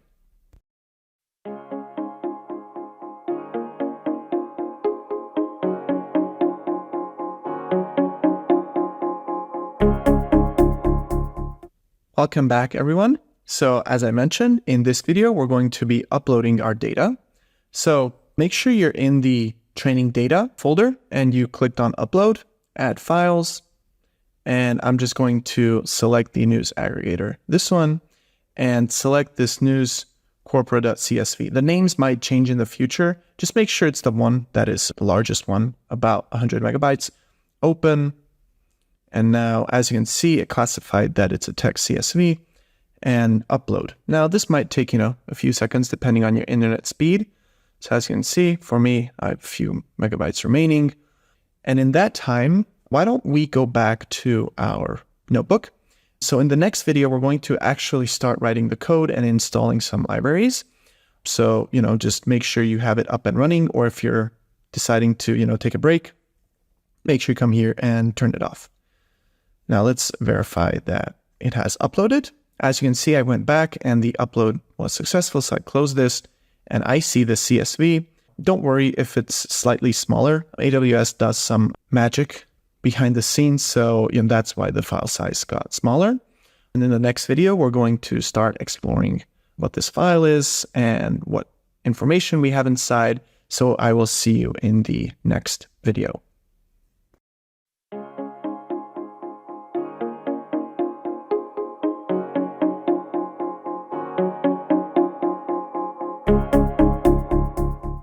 Welcome back, everyone. So in the previous video, we concluded that our upload was successful because our CSV is over here. Now, don't close this page just yet because we're going to need the S3 URI of this CSV file. And the S3 URI, which you can obtain by just clicking over here, but I'm not going to need it just yet, is basically the file path to this specific file in AWS S3, okay? So don't close this window just yet because we're going to need it when we want to load our CSV into our SageMaker environment. So switch back to your tab.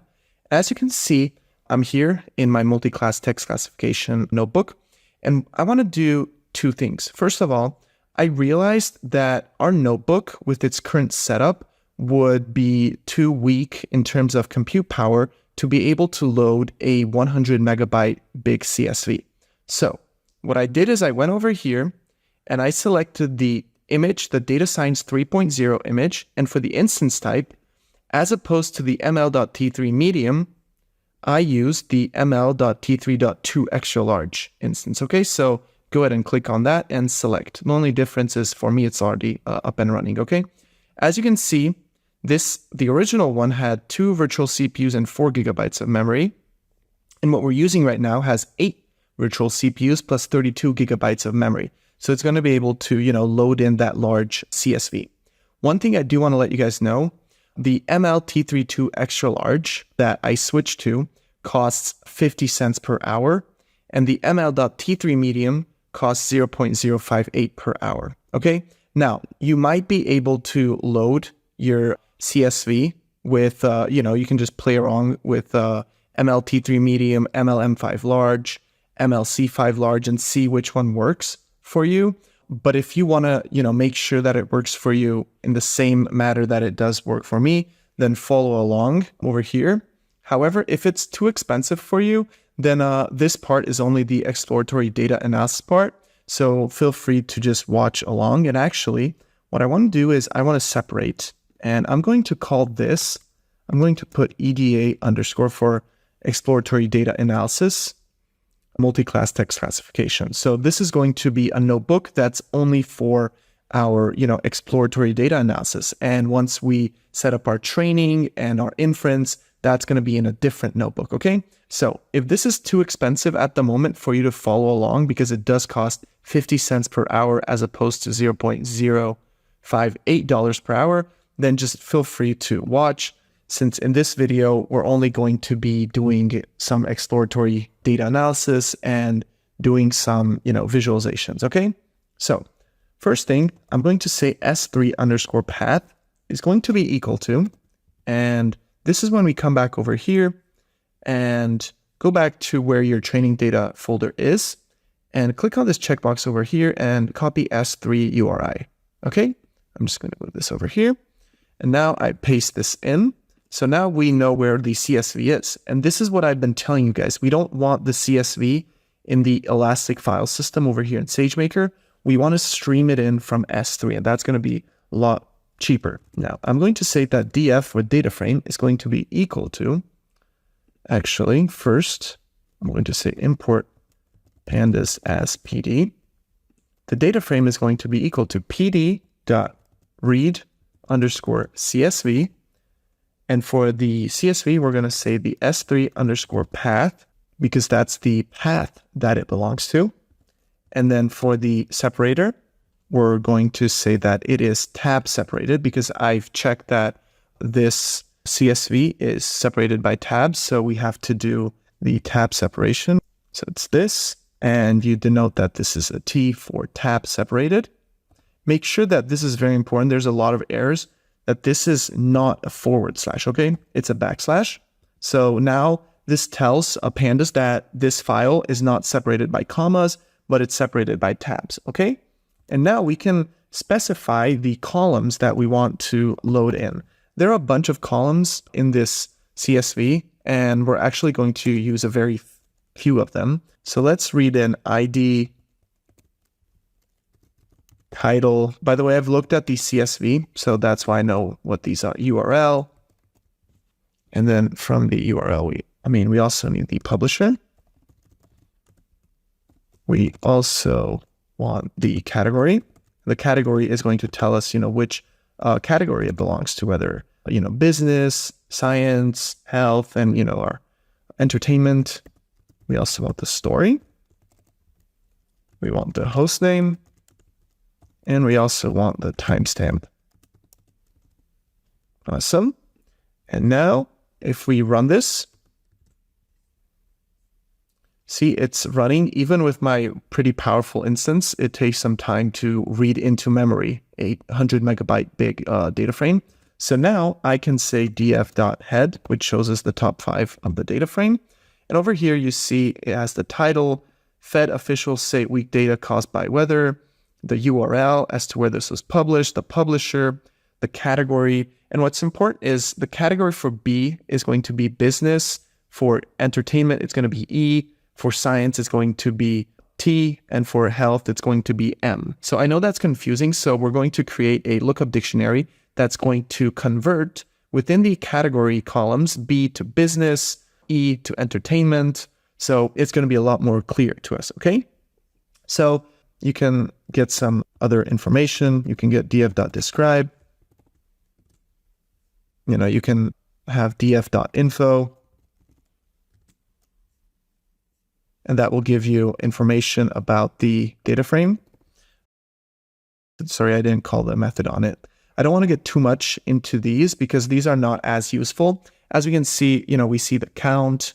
The mean is, it doesn't make sense for us to get into too many statistical analysis right now because we're dealing with textual data. So, this mean doesn't mean anything in this sense. It's just looks at the count and divides it by 2. What's important is we have 422,000 training data points, okay? We see, what the columns are, what the data types are, how many non-null counts we have. So, memory usage. So these are df.describe and df.info are great, but right now it's not as helpful for us because we're not working with numbers. We're working with, we're working with textual data, so they don't tell us too much. Okay, now let's do our lookup dictionary. And remember, our lookup dictionary is going to convert this B to business. If the category was a letter E, it would convert it to entertainment and so on, okay? But before we do that, we never want to work on the original data frame, okay? Because that could lead to data loss and data leakage. So we always want to make a copy. So I'm going to call mine df work, and it's just going to be a copy of the data frame, okay? And now I'm going to say that df work is going to be equal to df_work. And what I'm doing right now is showing you guys how you can basically delete columns that you don't want. So for our project, we only need the title and the category. Okay, so now if I go to df work, you see that we only have the title and the category. Right now, remember, M belongs to health, T belongs to science, B belongs to business, and E belongs to entertainment, okay? So this is very confusing, so let's fix that, okay? So I'm going to say that my dictionary is going to be equal to, and here we define key value pairs. I'm going to say that E is going to be equal to entertainment, if I spelled that correctly. B is going to be equal to business. T, I believe that was supposed to be for technology, is going to be equal to science. And if you look at the UCI, so if you come over here and you read about it, you see, what kind of column names you have. So you have these column names, you can show more, and it will give you more information about the data. So that's how I know what's in the data, okay? So T is for science, and then we also have M, which I believe was for medicine. We're just going to call it health. Awesome. So now we have my dictionary.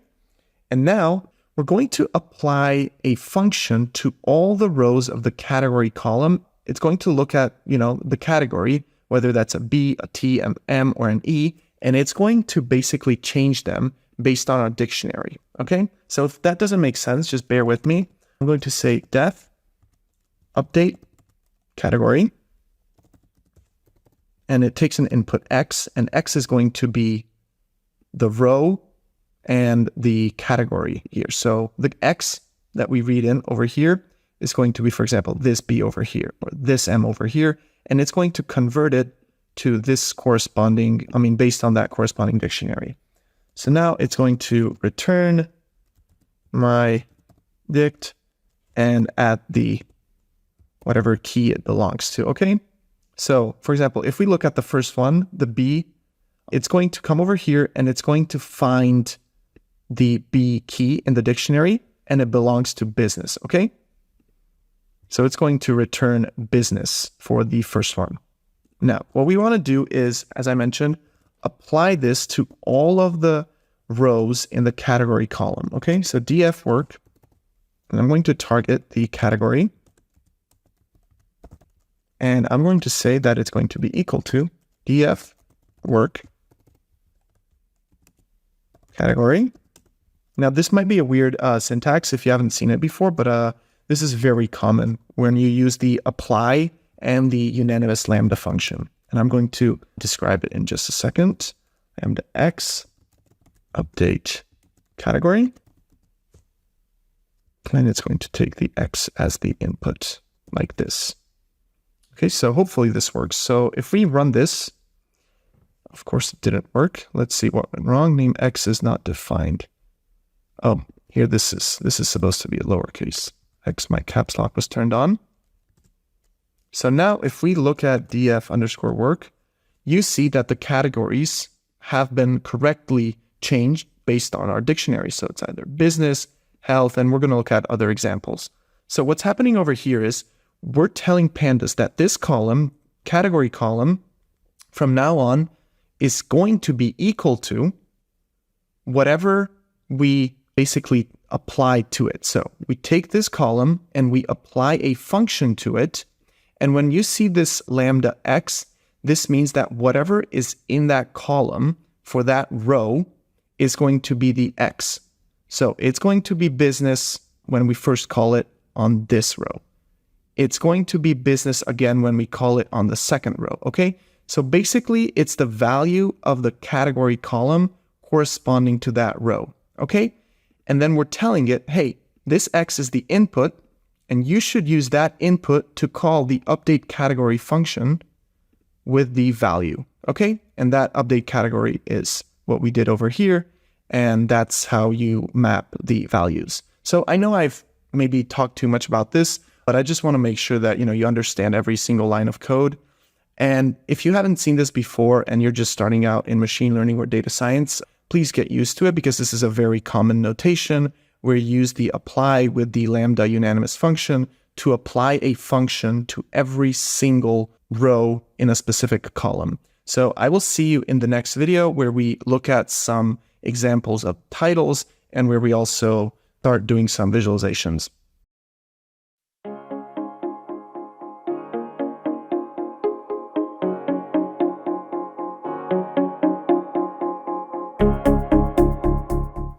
Welcome back, everyone. So before we get into data visualization, I just want to create a function that will show us some random titles depending on the category that we give. So basically, we're going to give one of 4 categories as the input, either entertainment, business, science, or health, and it will give us a title. And that way, we can just explore the data a little more, okay? So I'm going to import random in case we need that. And let's say get underscore, let's create a function, get underscore random title by category. Okay, and as I mentioned before, this will accept a category. Awesome. Now, we're going to say filtered underscore df is going to be equal to df underscore work, df underscore work, and I will explain in just a second what we're doing. We access the category, and we're going to say our category is equal to category.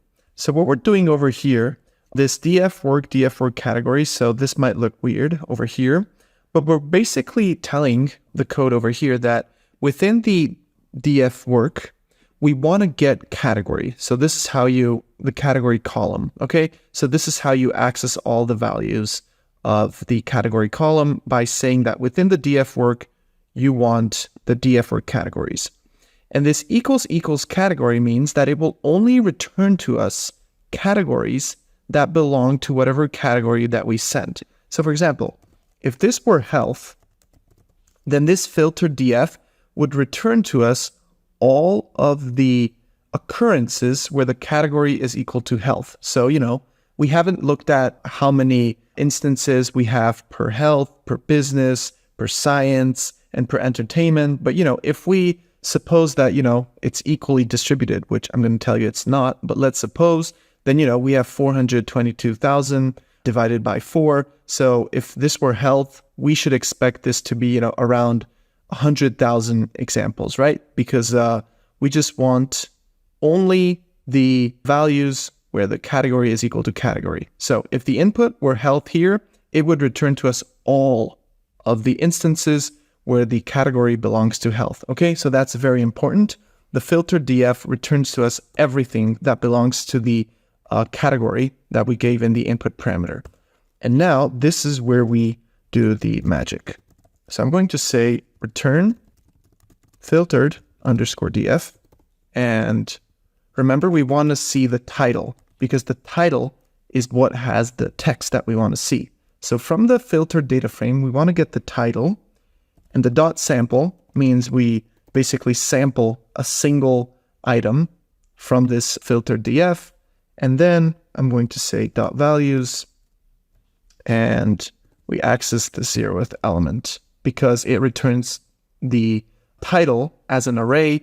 So we want to access the 0th element. So I'm going to show you guys what that means in just a second, okay?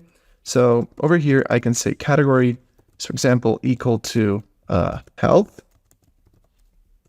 And now I'm going to say that the random underscore title is going to be equal to, and we just call this function with the category. And it's going to return to us a value, so we have to print this out. So I'm going to say print random underscore title. And if we run this, as you can see, study doubts saturated fats linked to heart disease, because right now the category is health. And remember what I told you over here, we have to access the 0th element? It's because if we leave it like this, it's going to return to us in an array. So we want to access the 0th element. And what's interesting is that every single time you run this, it's going to take a different sample, okay? So, feel free to run this, and it will return to you a different title based on the category. So now let's try business. World stocks slip from 6-year high while European yields fall. So US stock futures edge lower. Okay, now we can try science. Mercedes-Benz S-Class review S500L. Largest flying bird with 21-foot wingspan. Pelagornis Sandersea fossil discovered. Small business could benefit from wireless industry kill switch plans. So, feel free to just look at it. And, we actually haven't looked at entertainment. And, you can read the titles. Stars on the red carpet ahead of the Emmys. So this function allows us to basically discover our data a little more and for you to be able to read what these titles are. Now, in the next video, what we're going to do is we're going to start doing some visualization. And through the visualization, we're going to have a better understanding of the distribution of our data. How many business, how many health, how many entertainment, how many science categories are there within the 422,000 examples, okay? And we're going to be using various visualization tools to create bar and pie charts. So I hope to see you there and hope you enjoyed this lesson.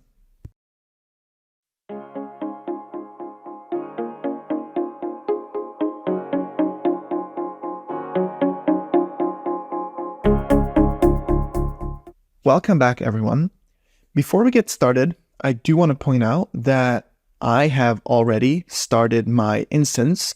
It's the Data Science 3.0 image with the 8 virtual CPUs and 32 gigabytes, okay? That's the MLT32 extra large. Keep in mind that this does cost about $0.5 per hour, but we're still in the EDA notebook, okay? So if that's too much for you, feel free to follow along. By the way, if you follow this along with me, it shouldn't cost you more than, like $1 or $2, depending on how long it takes you to get through this section. But this is not a very long section, okay? So this is actually going to be the final part of the exploratory data analysis. We're going to be working on creating some visualizations, okay? We're going to be creating a bar chart, which is going to show us the distribution of categories. And we're also going to be creating a pie chart that is going to show the proportion of each category. Okay, so let's get started. I'm going to import Seaborn as SNS and import matplotlib.pyplot as PLT. Okay, these are very common visualization libraries in Python. So I'm going to say plt.figure, and the fixed size is going to be equal to, it's going to be 10 by 6. And this is going to be for the bar chart. You can just write bar chart. What's very important is whenever you shut down a SageMaker instance, it's not going to keep your data in memory, okay? Which means you're going to have to go back and rerun these cells, okay? Because you're going to have access to DF work. And, if you just logged in and you just spin up this instance, it's not going to know what DF work is, okay? So you have to rerun all of the previous cells. You can even test that your get random title by category function is working as well. For me, it's working. So now let's get back to over here. And now I'm going to say sns.countplot. And for that, we have to tell what the data is, and the data is going to be equal to the DF work that I told you that we need to have access to. And now this is very important that the X value, what we're looking at, so over here we're telling which column it should look at. And it's very important that whatever project you're working on, you spell this exactly as the column name you want, okay? So it's going to be the category column, and the order is going to be equal to df_work.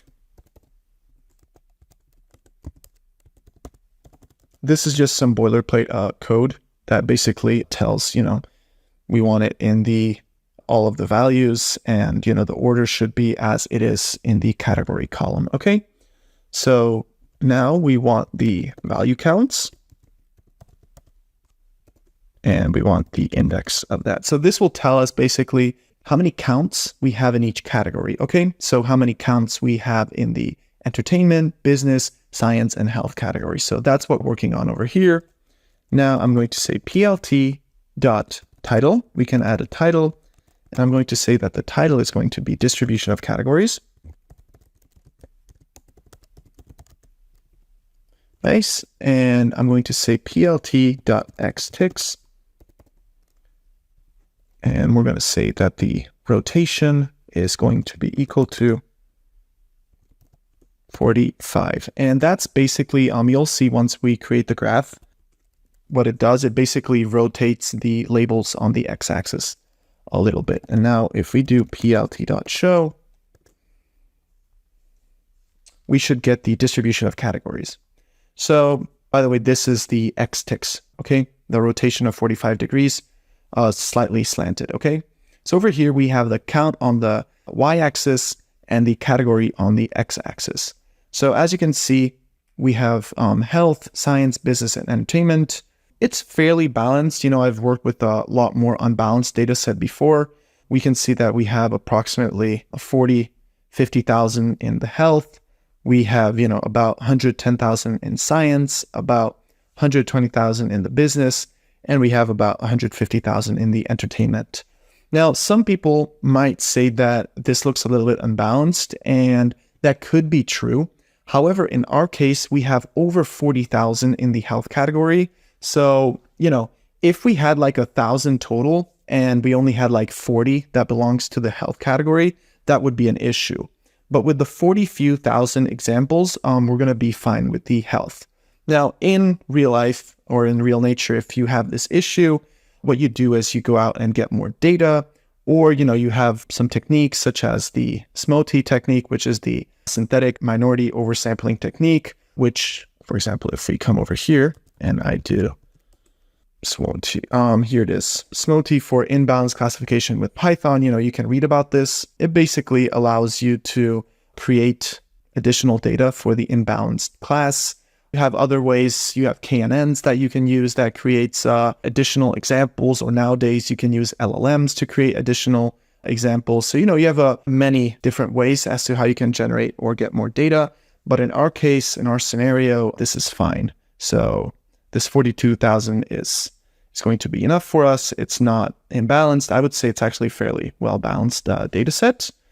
So now let's continue and create our pie chart, okay? So I'm going to say that the category counts is going to be equal to df_work. And we look at the category and we say value counts, value_counts. This basically, what this does is, it checks how many unique categories there are. Okay, so we have 1, 2, 3, 4, entertainment, business, science, and health. So that's what we're doing over here. Now we can say plt.figure, and I'm going to say fixed size is going to be equal to 8 by 8. And I'm going to say plt.pie. This is going to be our pie chart. And I'm just going to say category counts. That's the first parameter that it accepts, how many unique categories we have. Then we have the labels, and the labels is going to be equal to category_counts dot index. So that's the index is either going to be entertainment, business, science, or health. And then we have the auto PCT, and we're going to set this. I'm going to tell you what this is in just a second. I'm going to set this to %1.1f%. So the auto PCT is a parameter used to format the labels of the pie chart slices to display the percentage value. In this case, the 1.1f specifies that the percentage should be displayed with 1 decimal place, okay? And now we also have the start angle. Start angle is going to be equal to 140. And that's just, it's similar to these business ticks, okay? It's just some additional, making it nicer. Then I'm going to do plt.title. We add a title to it, and I'm going to say portion of each category. Nice. And then we have plt.show. And let's see what the error is. Fixed size. Okay, so I misspelled that over here. Sorry, everyone. Fig size. So here it is. as you can see, we have the proportion of each category. So we have 36.1% in entertainment, 27.5% in business, 25.6% in science, and the health is just short of 11%. Now, I know that we could use, much nicer visualizations such as Plotly. If you have heard of it, you can make really beautiful visualizations. However, let me tell you a secret. When you're in machine learning and you're working on real projects where you have 400,000 data points, you can basically say goodbye to Plotly and these beautiful visualizations because they require a lot of additional compute and memory. So that's why in projects, you will often see these ugly graphs. So, this is not an ugly graph, but it does what it needs to do, but it's not super beautiful like a Plotly graph. So, and if you want to, get into visualizations, you have different teams in your data team. You have, for example, an analytics engineer, and they use Tableau, Power BI, or AWS QuickSight to load in millions of data points, and then they can create nice visualizations. But just keep that in mind when you're working with lots of data.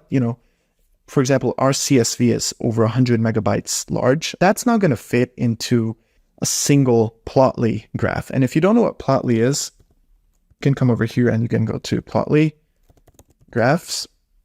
They make beautiful graphs. Okay, so if you can come over here, if you look at Plotly graphs, as you can see, they're interactive. So you can click on it, you see, you can zoom in on it. They're beautiful and they're really nice. And, they're a very good way to impress your boss, but most of the times you will either have to spin up a very powerful EC2 server to be able to load that in. So, just stick with this, or if you, really have to, then talk with the analytics engineers or the data engineers, and they will help you set it up with, as I mentioned before, Power BI, Tableau, Amazon QuickSight. So don't be surprised that most of the times when you're working in big teams, you'll see these kinds of graphs, which are nice, but, not super fancy. Okay, so that was just a practical tip. I will see you in the next video. And this concludes our exploratory data analysis.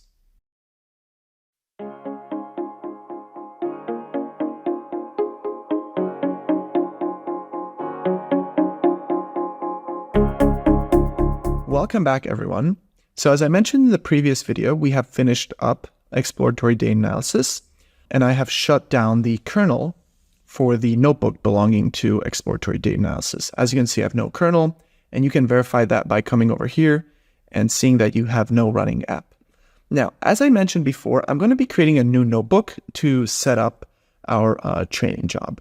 And what we're going to be doing first is we're going to set up the boilerplate code that is needed whenever you want to run any kind of HuggingFace and SageMaker project together. Okay, so this notebook is just going to be very basic, and it's going to be a lot of boilerplate code that you need to set up so that SageMaker knows what you're doing.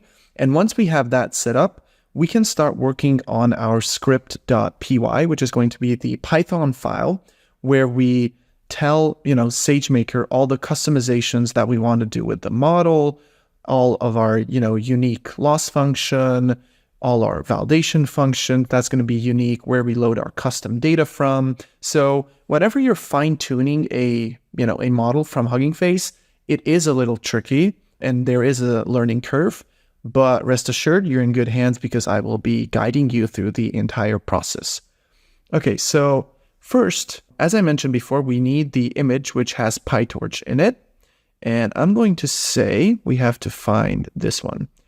This one. PyTorch 2.00, Python 3.10, CPU optimized, so select it. And over here for the instance type, we're going to be using the MLT3 medium. Now, if we come back over here, the MLT3 medium is the least expensive. It's $0.058 per hour. So I'm hoping that, you can afford it. So please select it. What I want to talk about is, and you'll see it later in the code, is while we set up the training job, we don't need a powerful instance, right? Because we're just writing Python code. So the most minimal amount of instance is enough. When we set up the training job, then, I'm going to warn you because we're going to be using a GPU-based instance, which is going to be, it's going to cost more money because it has a GPU. But for now, while we set up the training job, a very simple and small server is going to be enough. And then once we start the training job, that's when we have to select a more powerful instance for our HuggingFace estimator. Now, if you don't know what a HuggingFace estimator is, or you're kind of confused, don't worry, because as I mentioned before, I will be guiding you through this, and I will let you know if you're going to start incurring charges that might be more than $0.058 per hour for this notebook. So as you can see, the notebook is starting. That's okay. We can start writing the code. We just can't execute it yet. So this exclamation point means that we want to access the terminal. Okay. So we want to install transformers. And if transformers is the HuggingFace transformers. Now with this button, I added a new cell, insert cell below. As you can see, you can press it a bunch of times. And now we're going to start importing some things that we will need. So I'm going to say import pandas as PD. Actually, we don't even need pandas here because pandas is going to be in our script.py that we use. Over here, we just set up the boilerplate code that I mentioned before. And this code is pretty universal. You're going to use a very similar setup for any kind of HuggingFace plus SageMaker project that you encounter in the future. We import the transformers library as well. Now, I don't know why it's taking so long to set up such a simple notebook, but it's okay. You can still continue with the code. In the meantime, I'm going to come over here and rename this notebook, and I'm going to call it training notebook. Training notebook. Very well. Now, after we have imported these, actually, let's continue. I'm going to import SageMaker. I'm going to say from SageMaker.HuggingFace import HuggingFace. And then I'm going to say from SageMaker import get underscore execution underscore role. Now this execution role is the role that your SageMaker notebook has. So we have to make sure that it has the right permissions so that it can call, it can start off a training job. And right now, by default, it should have that execution role, which allows it to start a training job. But yeah, first we have to import it, and then we can specify that the role is going to be equal to. So as you can see, our environment is ready. And I think it took a little longer because we are using the PyTorch as opposed to the normal Data Science 3.0 image. So now we can run this, pip install transformers, and this is going to run. So as you can see, the asterisk denotes that it's still running. You can actually specify if you're working with a specific module, for example, 4.17 if you have to. But right now for us, this is perfect. And now, as I mentioned before, we have to import the get execution role function, which the reason we need it is because it's going to be the role that the SageMaker notebook has, and we're going to pass that along in the HuggingFace estimator. Now, the role that the notebook has is actually the output of this function, okay? So we have to call it get execution role. So this is going to be the role. Let's see what, sorry. You don't want to import and call the function, so this should work. Now, if you want to, you can see what the role is. And as you can see, the role is this. This is our role. Don't worry about this, by the way. This is just a warning. You generally don't have to worry about warnings in SageMaker. So this is the role. If you go into, let's copy this. I want to show you something. So copy this and come over here and go to IAM. That's where you can manage your IAM permissions. And you see all the roles that are being used. And if you go to roles and you paste this in from this part over here. So make sure you delete everything before the Amazon SageMaker execution rule, okay? And as you can see, here is the role. And this is the role that our notebook has. By the way, if you didn't see what I did, I deleted everything leading up to the service role /. And if you click into it, you see that these are the permissions it has. It has Amazon SageMaker full access right now, which means it's going to be able to kick off any training job. Okay, so just wanted to show you guys how this works. It's always good to know how things work under the hood. Okay, so now we have this, and I'm also going to say that the SageMaker session, SageMaker_session, is going to be equal to SageMaker.session.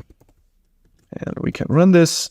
And the reason we need this, it's going to be something that we might have to pass along depending on the type of workflow you're doing. So it's always a good idea to have your SageMaker session ready. It allows you to interact with other SageMaker services. Okay. Now I'm going to say from SageMaker.HuggingFace import HuggingFace. Okay. And now we create the HuggingFace estimator, HuggingFace_estimator. And as I mentioned before, this is just some boilerplate code that we need to set up. So this is going to be the HuggingFace class that we're calling. And we have to call it with the parameters that it expects. So I'm going to leave some space and let's start. First, we need an entry point, entry_point. And that is going to be the script.py that I was talking about, right? So this will have the information about the model architecture, training data, loss function, and etc. We're going to be creating this script.py shortly, but just right now, know that this is how you set it up. So first, the HuggingFace estimator needs to know where the entry point is. And it also needs to know where the source directory is. And for us right now, we're going to create the script.py over here. So I'm just going to say, new file, and I'm going to say script, rename this. So script.py, right now, this is an empty Python file, but this is where this will have the information about the model architecture, training data, and all those kind of things. Make sure you have commas over here. So now we have the source dirb, which is a source directory. Now the role is going to be equal to the role that we got over here. Remember? So this role. So here basically HuggingFace estimator, it makes sure that you have the appropriate roles to kick off a SageMaker training job. And what's important is over here we're not doing anything related to the HuggingFace API or HuggingFace servers. Well, we are importing HuggingFace.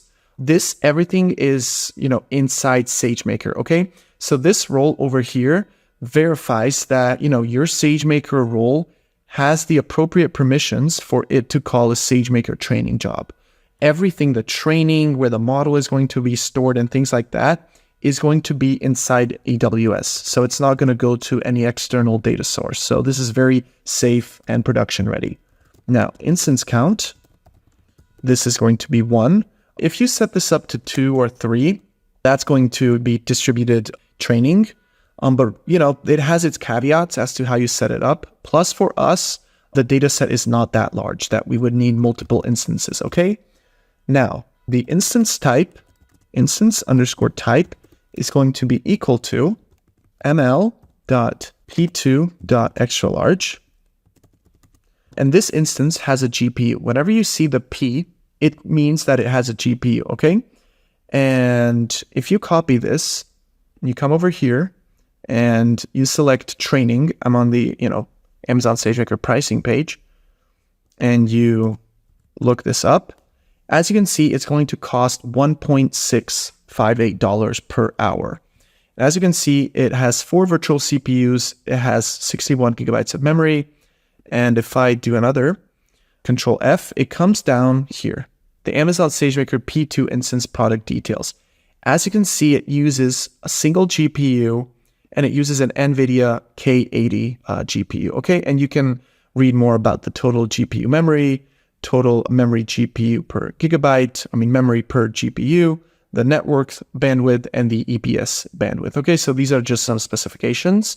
So this is going to cost $1.658 per hour, but don't worry right now because we're not going to call this. Even if we did, everything would fail because we have nothing in script.py. So just because you write this over here and you run this cell, nothing is going to happen. So please keep and bear in mind that we're not going to incur any charges. So I will let you know when you should not run it if you're afraid of, getting charged. Now, transformers underscore version is going to be equal to, and for me, the 4.6 version was the one that worked. It might be different for you, or in the future, you might have higher versions. The PyTorch underscore version that I use is going to be 1.8. And we also need to have an output underscore path. And this is going to be where SageMaker puts your final model that it was trained. Okay.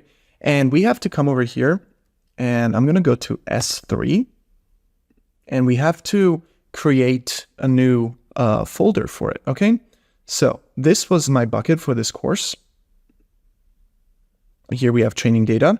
So make sure you click inside of it. So you're in your bucket. For me, it was the HuggingFace multiclass text classification bucket. And I'm going to say create folder.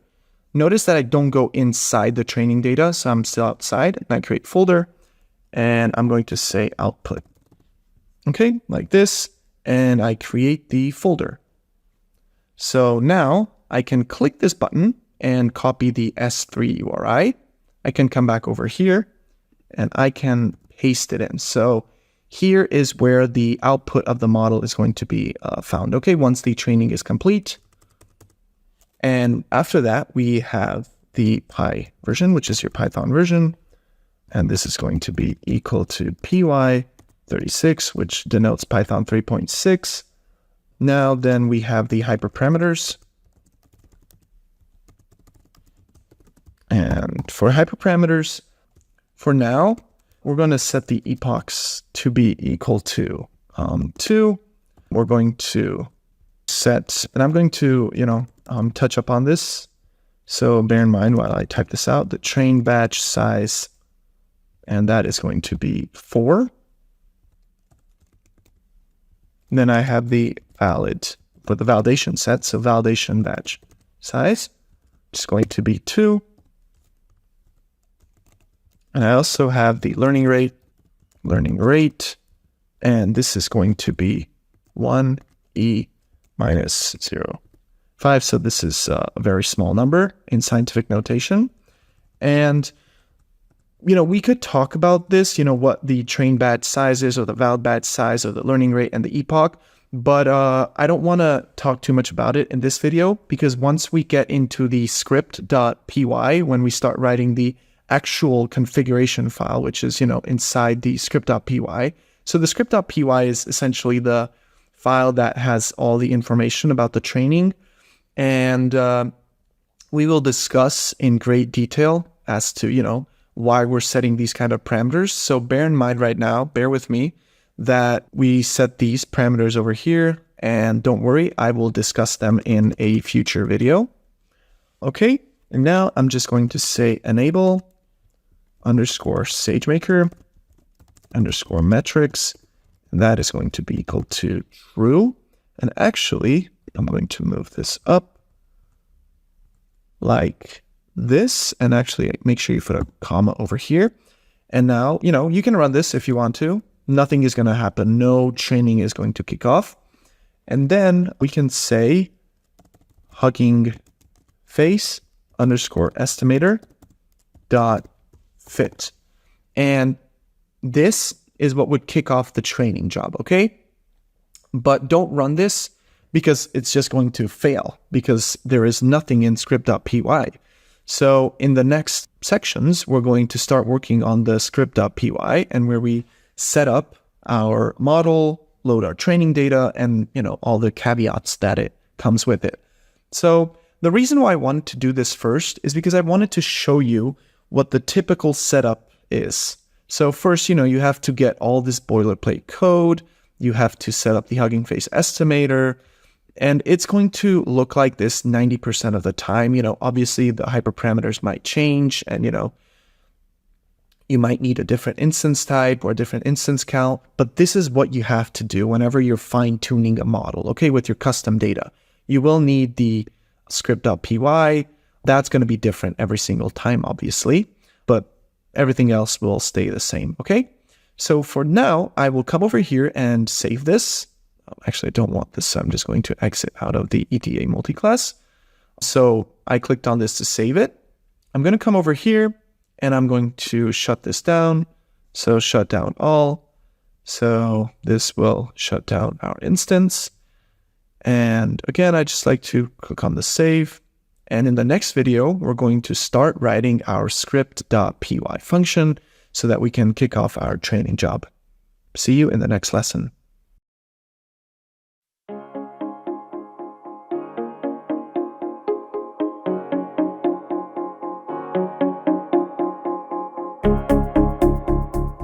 Welcome back, everyone. In this video, we're going to start working on our script.py file, okay? And before we continue, I do want to let you guys know that we don't have to start any notebook instance. So if you opened up your SageMaker environment and it prompts you to start a notebook instance with a server, with an image and an instance, you can just click on cancel. Because we're not going to be executing this Python file right now. We're just going to write it. So we don't need any infrastructure and any servers under that, okay? Now you might see that for me, the exploratory data analysis notebook is running, hence the green check here. And you can view it here as well that it's running for me. You don't have to have it running. I just have it running because I want to show you guys one thing, but you won't need it. So you don't need to start it, okay? Now, if you forgot what script.py is, let's go back to our training notebook. And I'm not going to start it. As I mentioned before, I don't need it right now. The script.py is the Python file that will have the information about the model architecture, training data, loss function, and etc. So that's where the core of our application lives, okay? So, and before we continue, I do want to let you know that my method of teaching might be a little different because a lot of people, when they import libraries, they also tell you why they imported it. I try to, just import everything.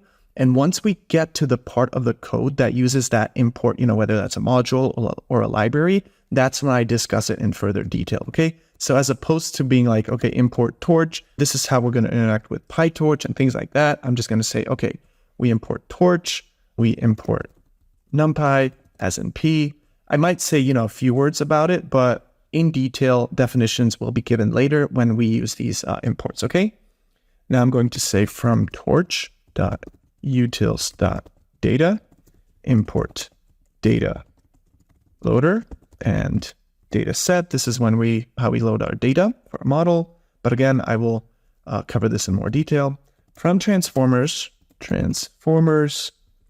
import distill BERT tokenizer and the distill BERT model. And just a quick word, this is the model that we're going to be using. It's a more condensed version of the BERT-based model. So the BERT models are very popular, and the distill means condensed or made smaller. So, it's going to be a smaller model, and this is the tokenizer that we need for these models. And that one thing that I want to share with you guys is that these BERT models, which are the bidirectional encoder representation from transformers, are indeed considered LLMs or large language models. A lot of people, just got into the AI hype with ChatGPT, and they spread some misinformation. So the BERT model is actually a large language model, and ChatGPT is also a large language model. So the difference is not that whether you can prompt engineer it, okay? Because BERT-based models, you cannot prompt engineer, but they're still considered a large language model, okay? And the differences between, the BERT-based model and for example, GPT, both are large language models, but they have some differences, especially in the architecture and how they were trained. So the BERT-based models, they are primarily a bidirectional transformer encoder, and it focuses on understanding the context of words in a sentence by looking at both the left and right context. On the other hand, other LLMs like GPT-3, which you can, prompt, they often use a transformer decoders or a combination of encoder-decoder architectures, and they're designed, for other generative tasks and producing coherent text based on prompts, okay? But, we'll touch a little later on the model architectures, and I will provide some additional reading material for you, but just wanted to let you guys know that the BERT model is also a large language model, okay? It's not just models that you can prompt that are large language models. Okay, now I'm going to say from TQDM, import TQDM. I'm going to also import arg parse. I'm going to import OS and import pandas as PD. Okay, nice. Now, the next step is going to be the same thing that we did in the exploratory data analysis notebook. So if you come over here, don't start it up. For me, it started up because I want to show you guys something, but I'm just going to copy this.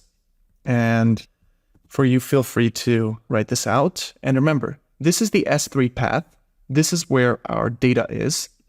So you can come over here and copy the S3 URI from the training data folder. And now we read the CSV. And remember, this input parameter means where the data is.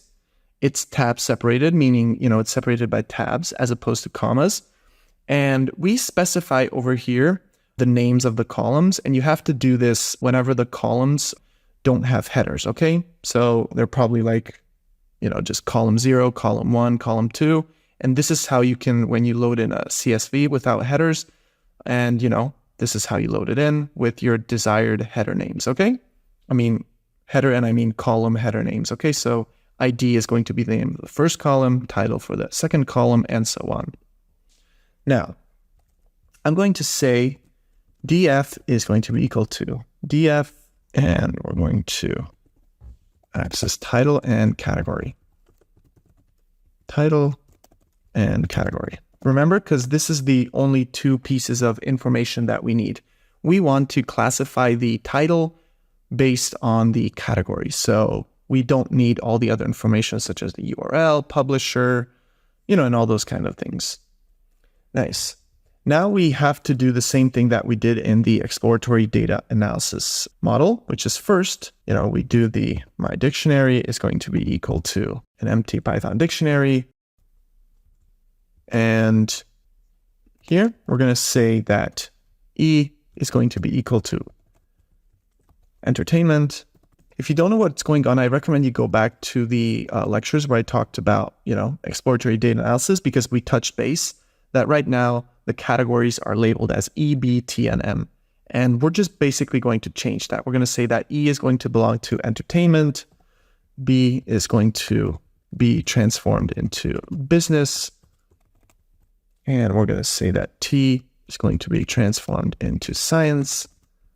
And we're going to say that M is going to be transformed into health.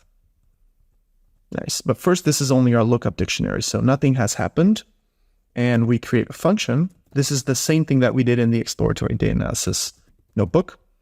So update the category, it takes in an X, and it's going to return based on what the key is. So if this X is, for example, a B, it's going to look up B in the My Dictionary, and it's going to change it to business. I mean, it's not going to change it. It's just going to return business. The next thing that we do is what's going to change it. When we apply this function to all of the rows in the category column. So I'm going to say df category is going to be equal to df category. And remember, we talked about this dot apply, and we apply a lambda function, which is just a unanimous function in Python. And we apply it to every single row in the category column. And this is the function that we apply, the update category function, and it's going to be X as the input. And now what we can do is, we can print out the DF. And this is going to show up in our CloudWatch logs. Okay, so that's why I prefer doing it this way. Now, what I'm about to show you here is a good practice that, in my opinion, you should follow in production as well. So this is just a tip. So whether you follow this along or not, that's going to be up to you. What I like to do is oftentimes, especially with these tricky training jobs with HuggingFace and SageMaker, they will fail. Sometimes they fail at the beginning, and sometimes they only fail when you try to save the model, for example, because you set up something wrong. So let's assume you trained a model and you spent, days training it. So the cost is now thousands of dollars, and it turns out that when you try to save it, it errors out. So that means you wasted thousands of dollars. So what you want to do is first, you want to train your model on a very, very tiny subset of the data, and that model is going to be crap. But the only thing you're verifying at this moment is that your setup is correct, the epochs can go through, and your model can be saved into S3. So that's why I like to do, I'm going to say df is going to be equal to df.sample, and I'm going to say fraction is going to be 0.05, and the random underscore state is going to be equal to 1. And then I'm going to say df is going to be equal to df.reset underscore index and drop equals true. And this is where the tip ends. So what I'm doing over here is now we have our data frame that has 422,000 rows of data. And what I'm doing over here is I'm taking a very small fraction, 5% of that, and that's how I'm going to continue. So when I first started this project for you guys, this course, or not even just this course, when I do any kind of work in my line of work as a senior machine learning engineer, this is something that I always do. I first always train a model with a small subset to make sure that the model can train. And you can actually, for now, comment this out because I have verified that, our setup works. But I just wanted to show you how you can continue. So you would have the same DF. So if you print DF, you would have the same kind of DF, but it would be a lot smaller.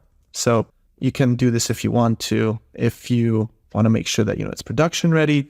Or this is also a tip for everyone who wants to save money, but wants to tune this model. The reason I'm saying this is because this model has a lot of data and it's actually going to train for many, many hours. Depending on the setup and the server, it will take probably like 12, 15 hours. And that's going to cost you like $20, $30. Okay. So I'm going to warn you, if you continue, it will cost you probably $20, $30. If that's too much, I have the trained model, so I can provide it to the people who need it and don't want to train the model. But for good practice, if you want to continue along with me and train it, and you don't want to spend $30, $40, then this is what you would do. You would uncomment this, and now from this point on, your data frame is going to be the same data frame. So you can follow along just as I'm going to do from now on. You don't have to change anything, but your data frame is going to be a lot smaller. It's going to be 5% of my data frame, okay? So this is for two reasons. One of them, in real life, always, always, always do this to make sure that your model is working and it can be saved properly, the epochs go through. So that's the first reason. And the second reason is if you don't want to spend that much money, but you still want to continue with the training, then uncomment this. Now, we're not going to be training for a lot of lessons, so feel free to continue along with me as I continue writing the code. We're not going to start the training yet, so even if you don't want to train the model, feel free to continue with me because I will let you know when the training begins and, when we run this cell. So when we run this cell, this is when we start the training, but I will warn you beforehand, and that's when, you could incur charges. So I encourage you to follow along with me, and even if you don't want to train that model. Okay, see you in the next lesson.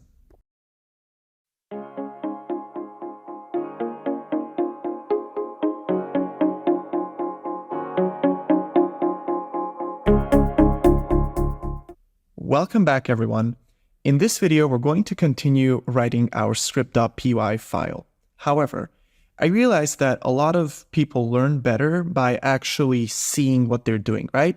And the issue with this script.py file is that unless we run it, we don't see the results. And the only time we're going to be running it is when we set up training, okay? So what I decided to do is come here and create an optional notebook, okay? And this means this notebook is not going to be needed to set up the training job, okay? So you can create the notebook and follow along with me, or you can just see what I'm doing, okay? So I'm going to say create notebook, and the the instance type, since we're not going to be doing data visualizations, is going to be enough for the MLT3 medium, which is the very cheap one. And for the image that we're going to pull from Amazon's Elastic Container Registry is going to be our usual PyTorch 2.00, Python 3.10 CPU optimized, okay? So I'm going to select that. And now this should start the notebook. And I'm going to rename this to optional experiment notebook. And what we're going to be doing in this notebook is basically I'm going to grab everything from the script.py, okay, like this, and I'm going to paste it in. But before I do that, we first have to do pip install transformers. Then I'm going to come over here and select a new cell, and then, let's just start adding things. But as a matter of fact, I want to make this a little nicer. So in the first cell, I want to copy the imports. And, remember what I said? Don't worry that the notebook kernel is still starting. We can write the code. It just won't execute. And as you can see, the linting is not set up, but that shouldn't stop us. So we imported the things. Now let's do this. Let's copy this. So I copied this over here.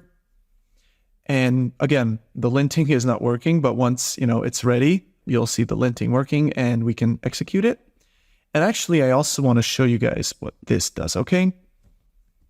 So, you have a better understanding, because if you don't know what the output is and it's just me telling you, it's going to be more difficult for you to understand the material. So again, feel free to follow along with this optional notebook and create it yourself, or you can just watch me do it. As I mentioned, nothing in this optional experiment notebook is going to be needed for training, deployment, or anything. It's just so that the people watching the course can have a better understanding of the code, because as I mentioned again, the script.py, we can't run this. We're going to run it once when we do the training.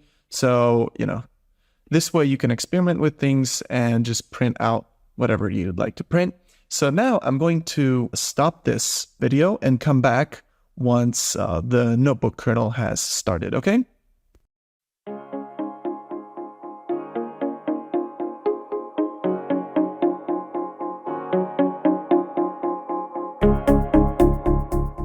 Welcome back, everyone. So as you can see, my optional experiment notebook is up and running.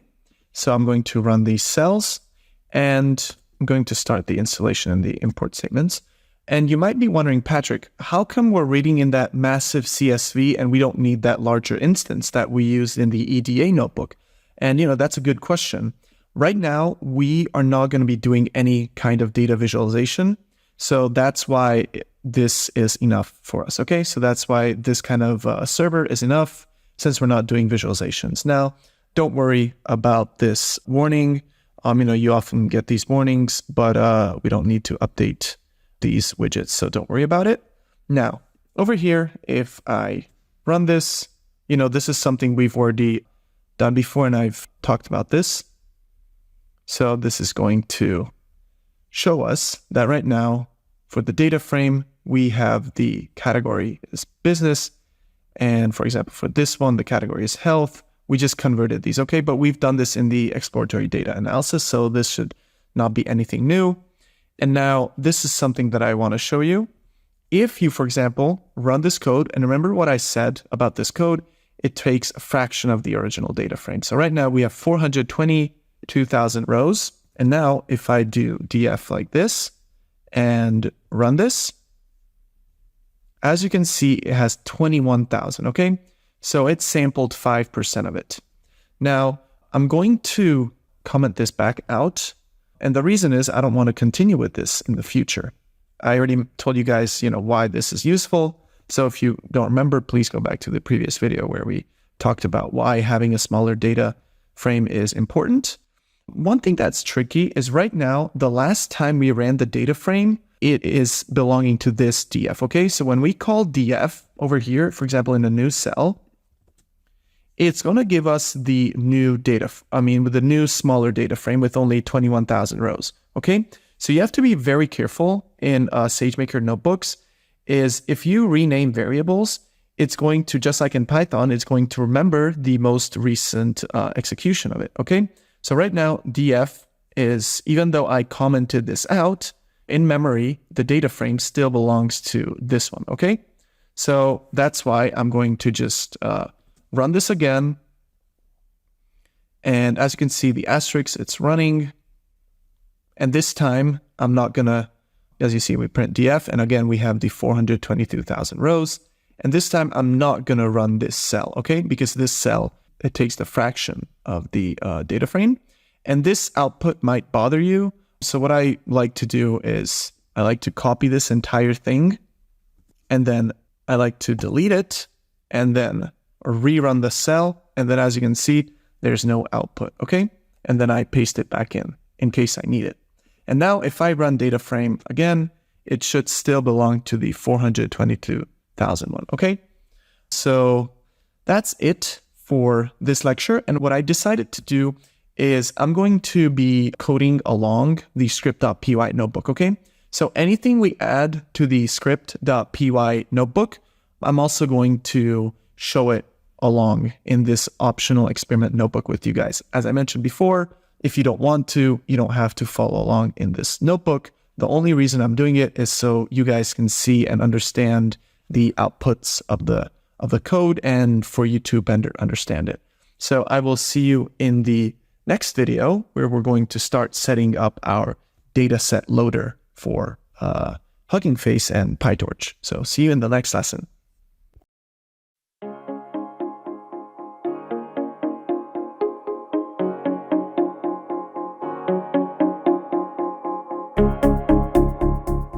Welcome back, everyone. In this video, we're going to continue with our script.py file.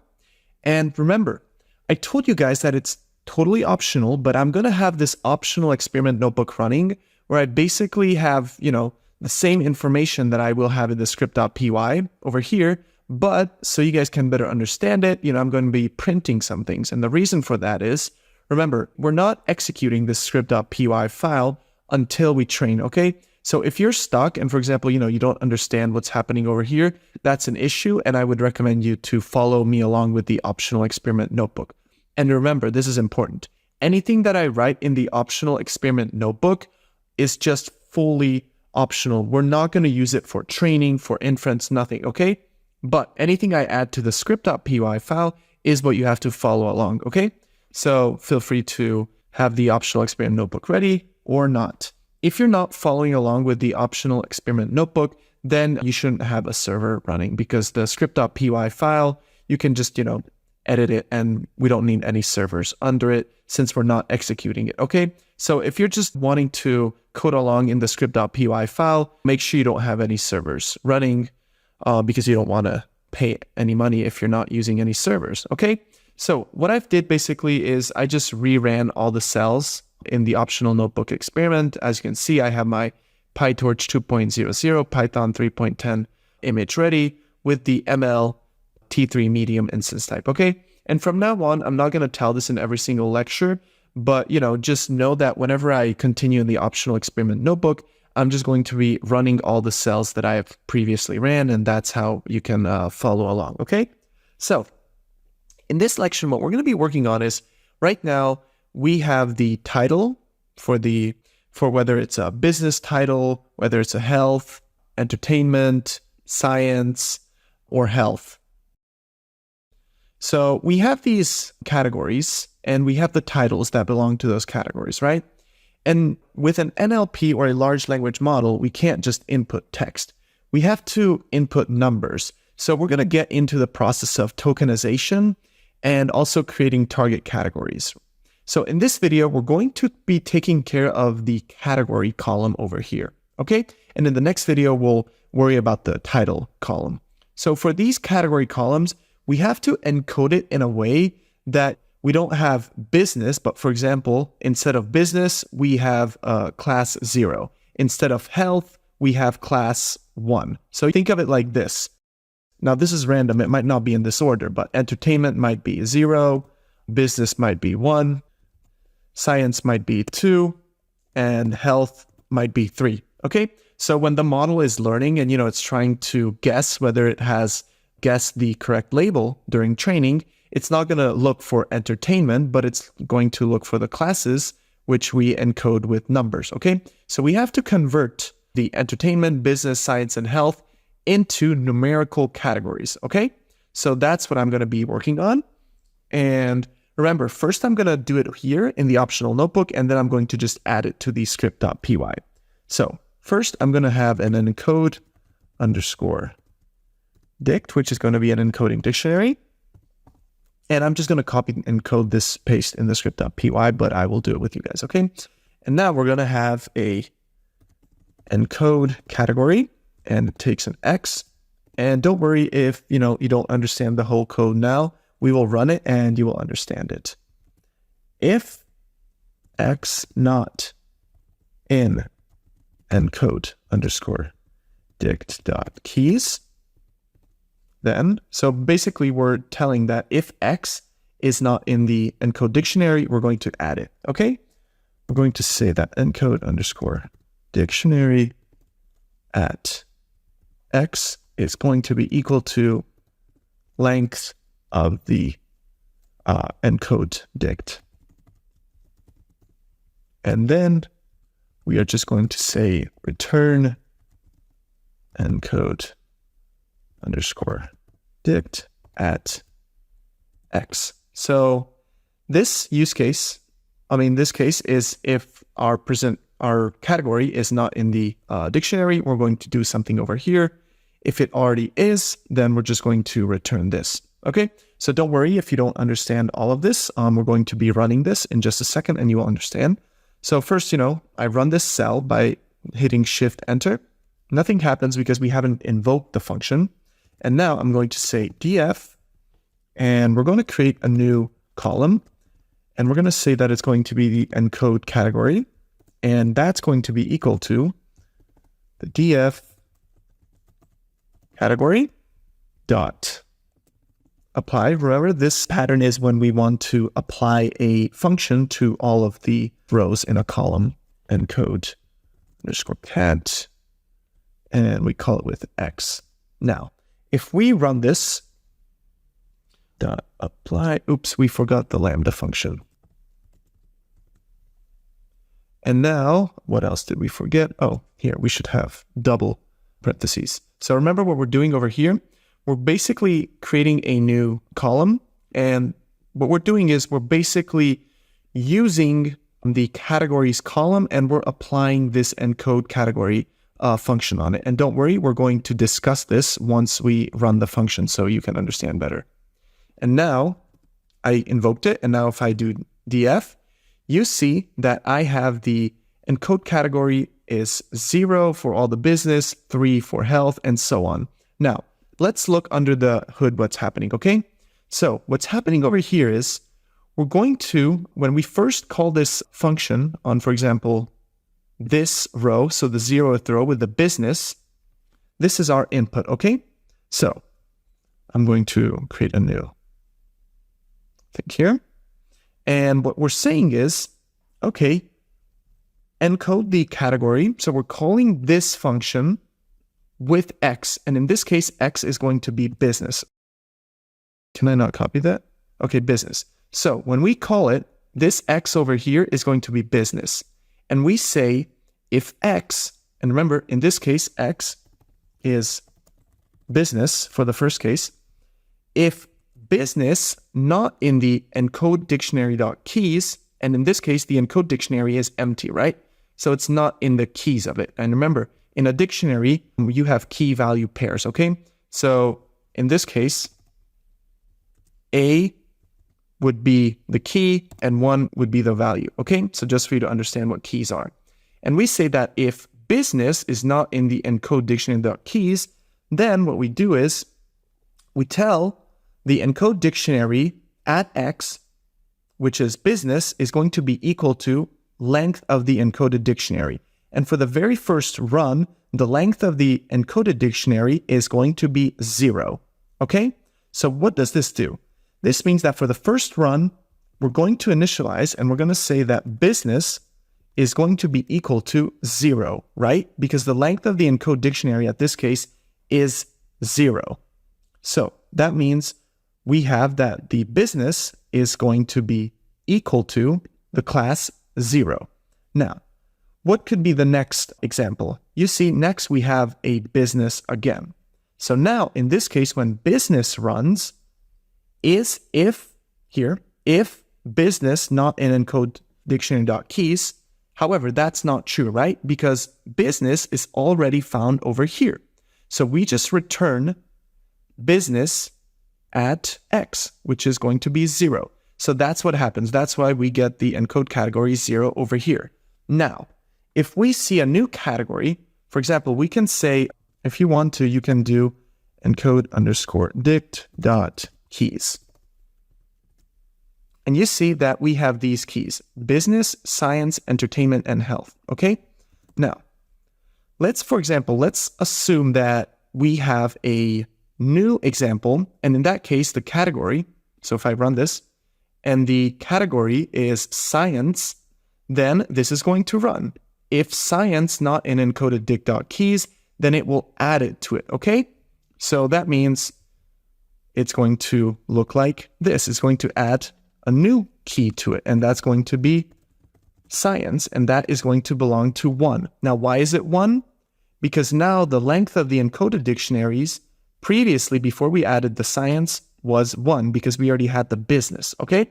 And so that's how we keep incrementing. Now, when it sees an example for entertainment, the length is going to be 2 because previously we had the length of 2.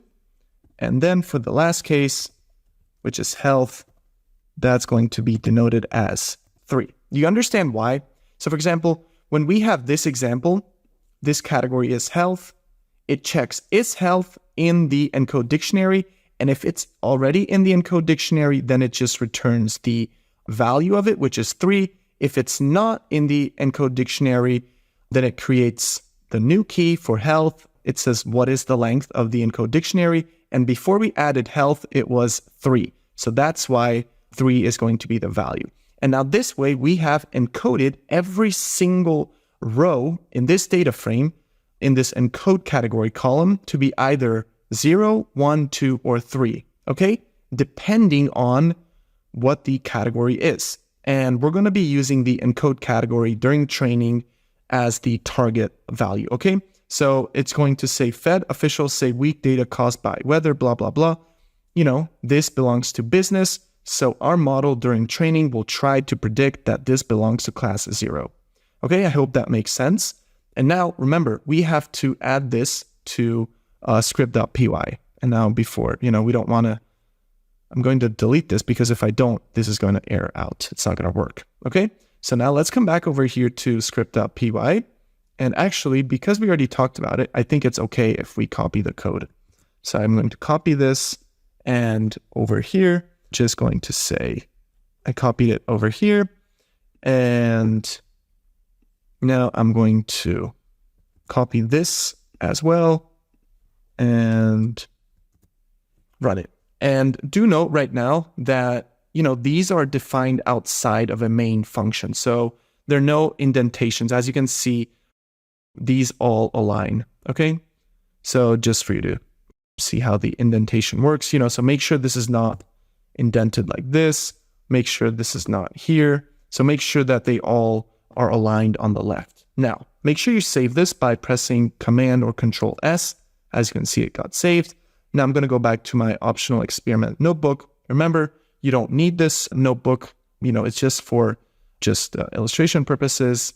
And now in the next video, we will continue and we will talk about tokenization and how we have to deal with the title category, right? Because we've discussed how we convert the categories, these, into numerical values, and that was the easy part. Now we have to convert the title into, and all these, headlines into numerical values. And, just so that there's no confusion, right now this only shows 10 examples of our data frame. They all have 0 or 3. But if you look at the entire data frame, there's going to be thousands belonging to each category. So we're going to have thousands belonging to, class 0, class 1, class 2, and class 3. It's just when they created the data set, they had all the business in the front, and then science, and then entertainment, and then health was at the end. That's why all the end ones belong to health and all the beginning ones belong to the business category. But don't worry, we are going to shuffle the data set when we set it up for training. So I will see you in the next video where we start talking about tokenization.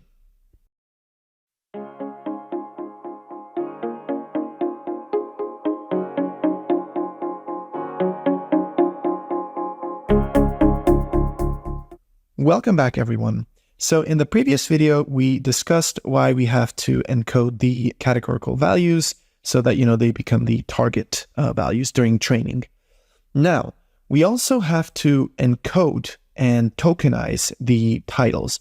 And now, if you don't know what either of those meant, then you're in the right place because we're going to be discussing it, right?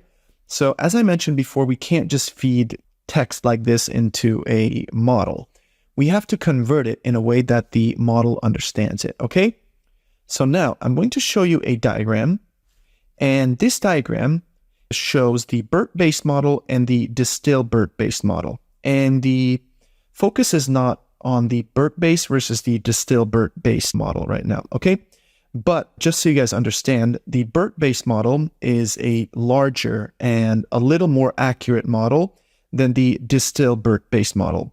We are going to be fine-tuning a distilled BERT model. It is still massive and really big, but as the name suggests, the distill, hence the distilled meaning smaller, it's a smaller version of the BERT model. And for our task, it's going to be performing at a 99% accuracy. So we don't need to convert to a BERT-based model. And I'm going to talk a lot about model architecture, about key value query, multi-head attention, the transform layers. So don't worry if you don't understand everything right now. The reason I'm showing you this diagram is to show that regardless of what kind of model you use, you first have to tokenize the text. As you can see, this is the first step, tokenizing the step, and then you feed it into the embedding layer. Okay, now you see that these two model architectures, by the way, are really similar, and that's because they are almost exactly the same, except that the BERT-based model has a lot more layers and parameters. But again, we will discuss that in more detail later. What you need to understand right now is first, regardless of the model, we have to tokenize the text. Once we tokenize the text, we can feed it into the embedding layer, and then it goes through the transform layers, and then we have an output, okay? But how does that work?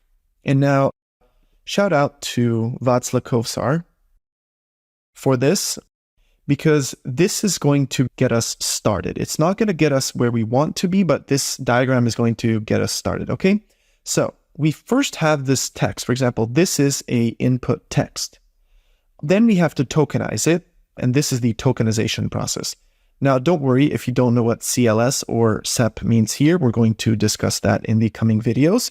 But what you have to understand, the tokenization is that it first chops up the words in the sentence into other words or subwords. So sometimes this could be in and put.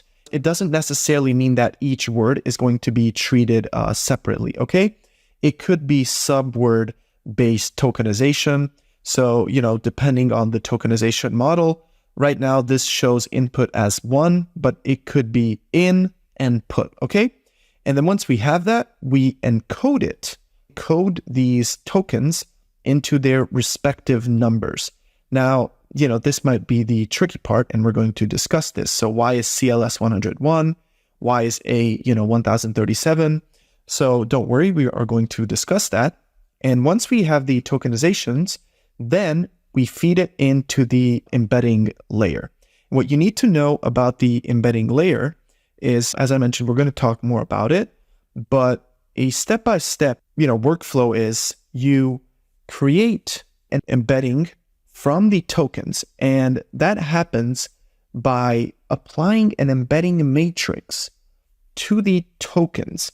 And it's important to note that the embedding matrix, so for example, the embedding matrix over here is learned through backpropagation for your custom data, okay? So we are going to be tuning that. So when you see the embeddings basically means it's a dot product. It takes, for example, this token, this 101, it applies the embedding matrix to it, and it's going to convert it into these values. And now these values represent 101. These values in the second column represent 2023, which, is the encoding that belongs to the token for this. Okay. So I hope this makes sense that first you tokenize it. Once you tokenize it, you encode it. And then once you encode it, you apply the embedding matrix to these encoded values. So for example, 2023 is the encoded version for the word or the token this. And once we apply the embedding matrix to it, it's going to convert it into a multi-dimensional vector, okay? What you need to understand is the embedding layer is trained, okay? So just like any other layer, the embedding matrix is trained on your own data. So obviously the training is going to be faster because these models have been trained already on large corpus of text. So it's not like you train the embedding layer from scratch, but you just have to fine tune it for your own custom data. Okay. And now the $1 million question, how or why is this 101 representing this CLS? Why is this 2023 representing this? And this is actually called the vocabulary. Okay. So the vocabulary size of DistilBERT is 30,522 tokens. And this is actually the same size as the vocabulary for the original large BERT model, okay? So in order for you to understand this, these 30,522 tokens were originally trained on English text, so they perform best on English language tasks, okay? What you need to understand is right now, in our tokenization vocabulary for DistilBERT, we have 30,000 tokens. So that means that a number, for example, for input, you see is 7,953. This is, 7,953. And each of these numbers represent a different token. And these tokens were trained with the word piece tokenization method, okay? So first you create a large text corpus, and then you start with individual characters and special tokens, and then you iteratively merge frequent pairs of tokens into subword units, okay? Now, this process continues until we have a vocabulary. And I know, this might be a little confusing at first, but it's essential that you understand that these tokens right now, our token vocabulary for this model is 30,522 tokens. And these 30,522 tokens are popular English words and subwords. And by subword, I mean, for example, for unhappiness, you can create unhappiness from two words. And which is a negation, which means, it's the opposite of happy. So and happiness. And could be a token, and then happiness could be a token. And so I wanted to show you guys one of my LinkedIn posts. So I'm fairly active on LinkedIn, so feel free to follow me. I usually post educational things. But here's a post that I created. So have you ever wondered how tokenization algorithms can understand words they've never seen before? So this is the example I was talking about, right? So consider the word unhappiness. And unhappiness in itself might not be in the vocabulary for DistilBERT, right? But using subword tokenization, it can be broken down into subword tokens, and happiness. As I mentioned, is a prefix indicating negation, and happiness is a common word where, the double hashtag indicates that it is a continuation of a previous token. And this approach allows tokenization algorithms, such as the ones that we are using for Distill-BERT, to recognize and interpret new words by understanding their subword components, okay? So for instance, even if unhappiness is novel and it's not in the, our tokenization vocabulary, the algorithm can piece together its meaning from known parts. So the algorithm might know that un means a prefix indicating negation, and it might know that happiness, is a state of mind where you are joyful. Now, there comes a question. For example, we have the word display, and the word display demonstrates how subword tokenization can accurately differentiate between words with similar sequences of characters. So instead of misinterpreting display as, dis and play, the algorithm recognizes it as a single cohesive token due to its common usage and context within the vocabulary, okay? So this is what you have to understand with these, and I don't want to talk too much about the vocabulary because it's outside of the scope of this course. You're not going to need it in machine learning that much because these are already provided for you, but I just want you to understand. So in order for us to convert these tokens into encoded tokens, we basically look them up. So this belongs to the token 2023 and is belongs to the token 2003. And these tokens are learned through this algorithm that I mentioned. It's called the word piece tokenization method, which means that, you give the tokenization algorithm, this word piece tokenization method, millions of text, okay? So like Wikipedia pages, research papers, and iteratively, it will find the most common words and subwords. And based off of that, it's going to be able to create a vocabulary that, is able to understand 99% of the English language. Now, as I mentioned before, the Distill-BERT model that we're building was originally trained on English texts, like English Wikipedia, English research papers, okay? But there are multilingual BERT models. That means they understand more language. Now, they are generally larger, both in vocabulary size, and so when you look at the model itself, because it has a larger vocabulary, it requires a larger space. So it's going to be a larger model because it has a vocabulary, okay? So, for example, the multilingual BERT, or often referred to as M-BERT, has a token size of 119,547 tokens. And it's able to translate text into many languages because it has this large token size, this large token vocabulary, okay? So our model is for the English language, and it has 32,000 words in its vocabulary.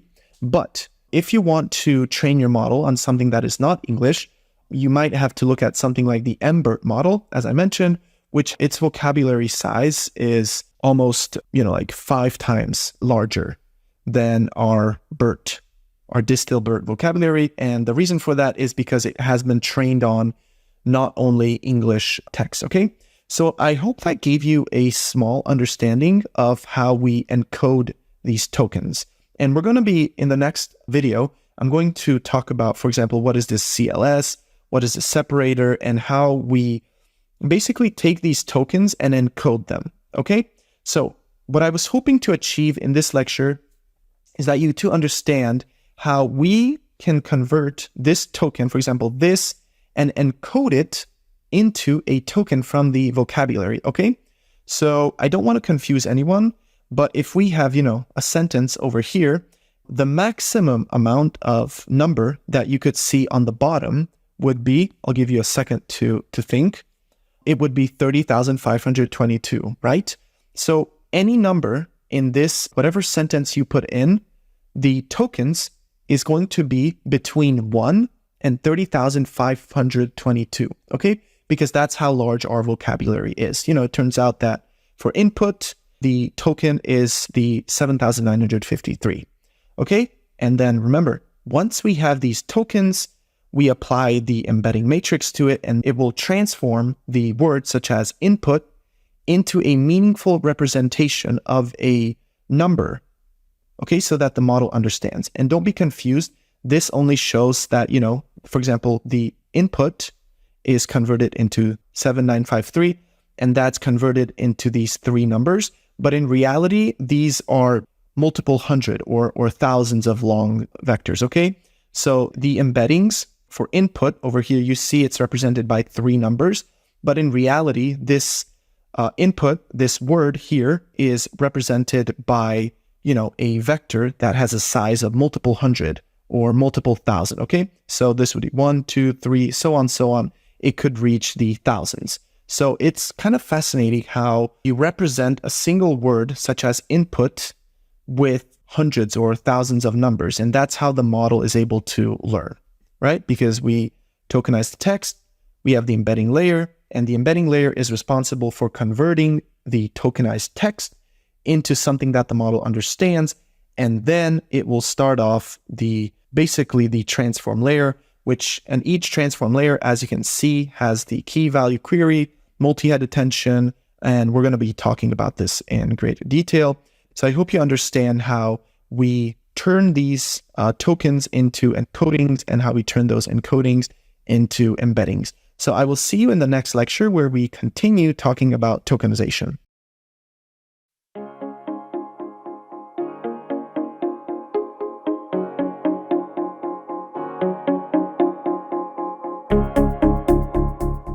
Welcome back, everyone. So in this lecture, before we actually start writing some code, I want to dig a little deeper into tokenization and the process, the pre-processing that's needed for, a distill BERT or BERT-based model. So we have this input sentence, I love dogs. Now we have to tokenize it, and the tokenization algorithm works here, and it tokenized it into I love dogs and then the period. However, keep in mind that in this example, all the words are standalone words, right? So love, dogs, I, and the period. However, remember, sometimes these tokens are subword tokens. So for example, if the input sentence was, I am unhappy with my life, then the word unhappy, despite unhappy being one word, it would be treated as two tokens. So just keep that in mind that subword tokenization happens very often. In this example, we don't have it though. Then we add special tokens. We add the CLS and the SEP. And basically, the CLS stands for classification, and it is added at the beginning of every input sequence, and it is used as a summary representation of the entire sequence. So basically, it tells the model that, hey, here is an input sequence. You're going to have to do something with it. Okay, so be prepared. You're going to have to classify this or do something with it. And the model knows, okay, I have to pay attention to the coming inputs. So that's why we use CLS. And basically during training, the output vector, remember, we convert all of the tokens. So this CLS into this token, and then we convert those tokens into embeddings. So during training, the output vector corresponding to the CLS token is typically used for classification tasks. So again, what I said, but now just some math behind it so you understand the math as to what happens. The input vector is used for the classification tasks, and the model is going to know that, okay, I see this vector, I know I have to get ready to classify. And the SEP is the separator token, and it is used to separate different sentences or segments within the input sequence. Now we add padding. And the reason we need padding is because in order for the model to be accurate and efficient and converge fast through gradient descent, we have to make sure that the input sequence is the same length for all the examples. So even, our use case, we look at headlines. Some headlines are going to be longer and some are going to be shorter. But in order to treat them the same length, we pad it. And padding is very much used in machine learning. If you have dabbled in computer vision, you know that you also do padding in the convolutional layers as well, and for the same exact reason, so that all the input is treated as the same length, and that way the model is able to learn faster. So in this case, you see that we have 101, all these tokens, token IDs, and then the rest is set to 0, and that's padded. And right now, I set the padding to have a max length of 20, okay? And for our use case, that's perfectly fine because, we're not going to have a headline that's longer than 20 tokens. And so that's why I set the padding to be, max padding to 20. But if you have longer sentences or you want to classify longer things, then you have to set the padding accordingly and make it longer. Now, in our use case, in the code, once we start working on it, you'll see that I implemented truncation and set it to true. That means if we have an input headline that is longer than 20 tokens, we just basically cut it at 20. And the reason for that is because, there's going to be very few headings that are longer than 20 tokens. And even if they're longer than 20 tokens, we can still infer what category it will belong to based on the first 20 tokens. Now we create the attention masks. And the attention masks indicate which token should be attended to, 1 for the actual token and 0 for padding. So over here, you see these ones. We have 6 ones, and those 6 ones belongs to 1, 2, 3, 4, 5, 6. And all the other zeros, they just mean that, okay, that's padded. So whenever we give this to the model, based on the attention mask, it's going to know that, hey, this belongs to actual tokens and this is just padding. Now, we also have the token type IDs, and token type IDs distinguishes between multiple sentences. So for example, sentence 1 tokens are labeled with 0, sentence 2 tokens are labeled with 1, and so on. But for us right now, we only have one sentence at a time. So token type IDs are not even needed in our use case. And you're probably wondering, Patrik, I don't understand this. What's happening? So I decided to create a separate example where we have 2 sentences, I love dogs and dogs are great. And now, excuse me, here in the I love dogs, I have a comma, but this should be a period to denote that we have 2 separate sentences. So again, we have I love dogs, dogs are great, tokenized.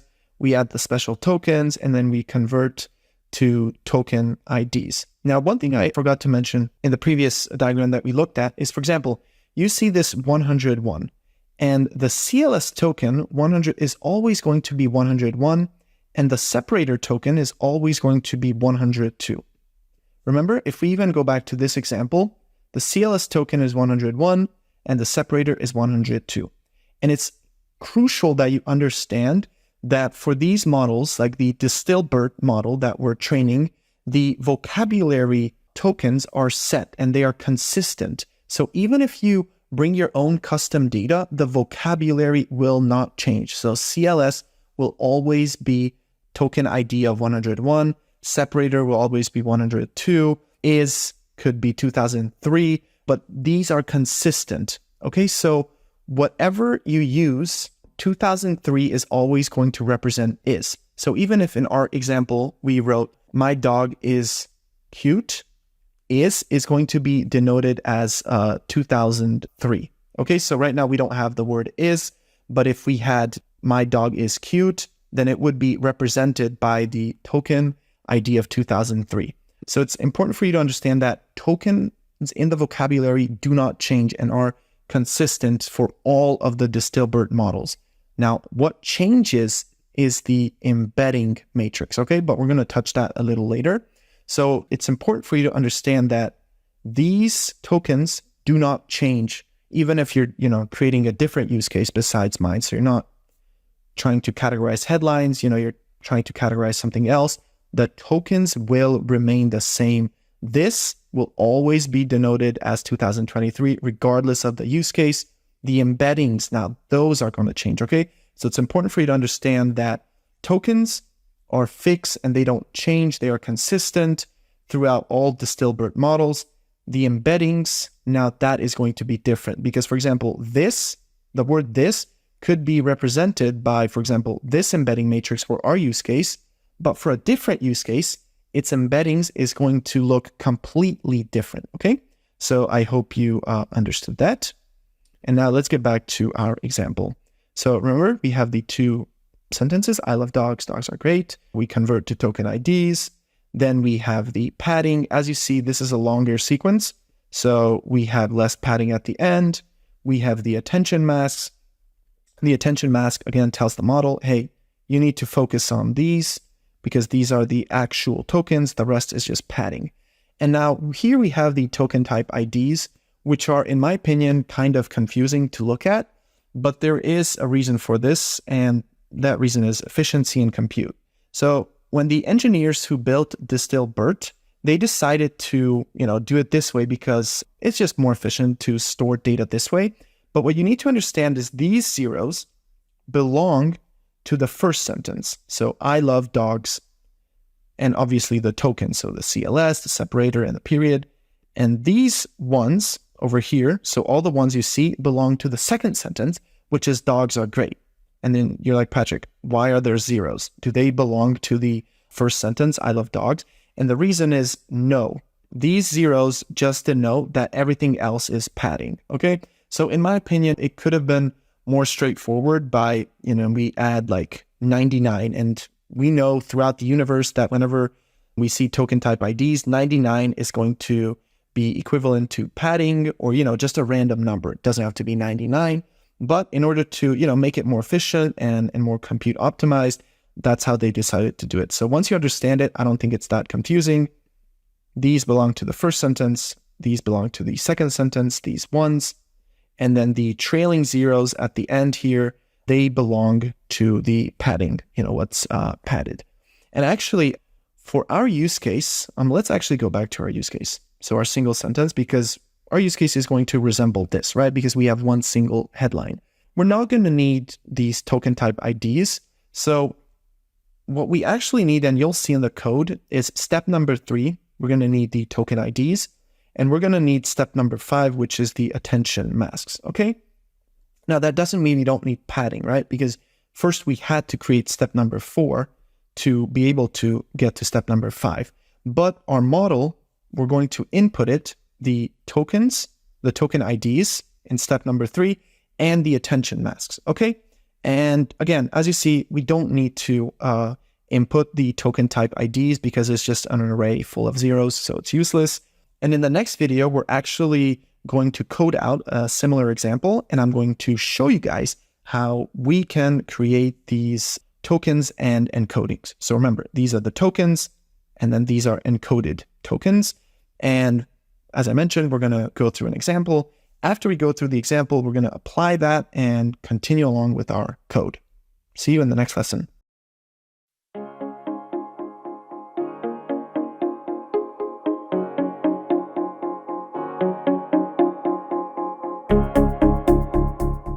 Welcome back, everyone. In this lesson, I thought it would be appropriate to code up an example of how we can take a sentence of any kind and how we can tokenize and then encode it. So basically, what I want to do is create a code that does this for us, okay? And I'm showing this example because this one is the single sentence one, and this is what we're going to be doing. But I'm actually going to show you guys how we can do it with multiple sentences, okay? So remember, this section of the code right now is going to be in the optional experiment notebook, okay? Which means you do not have to follow along, but I'm going to do it so that, you better understand it. If you do follow along, as you can see, I have the PyTorch 2.00 Python 3.10 CPU image with the classic MLT3 medium instance type, which is really cheap.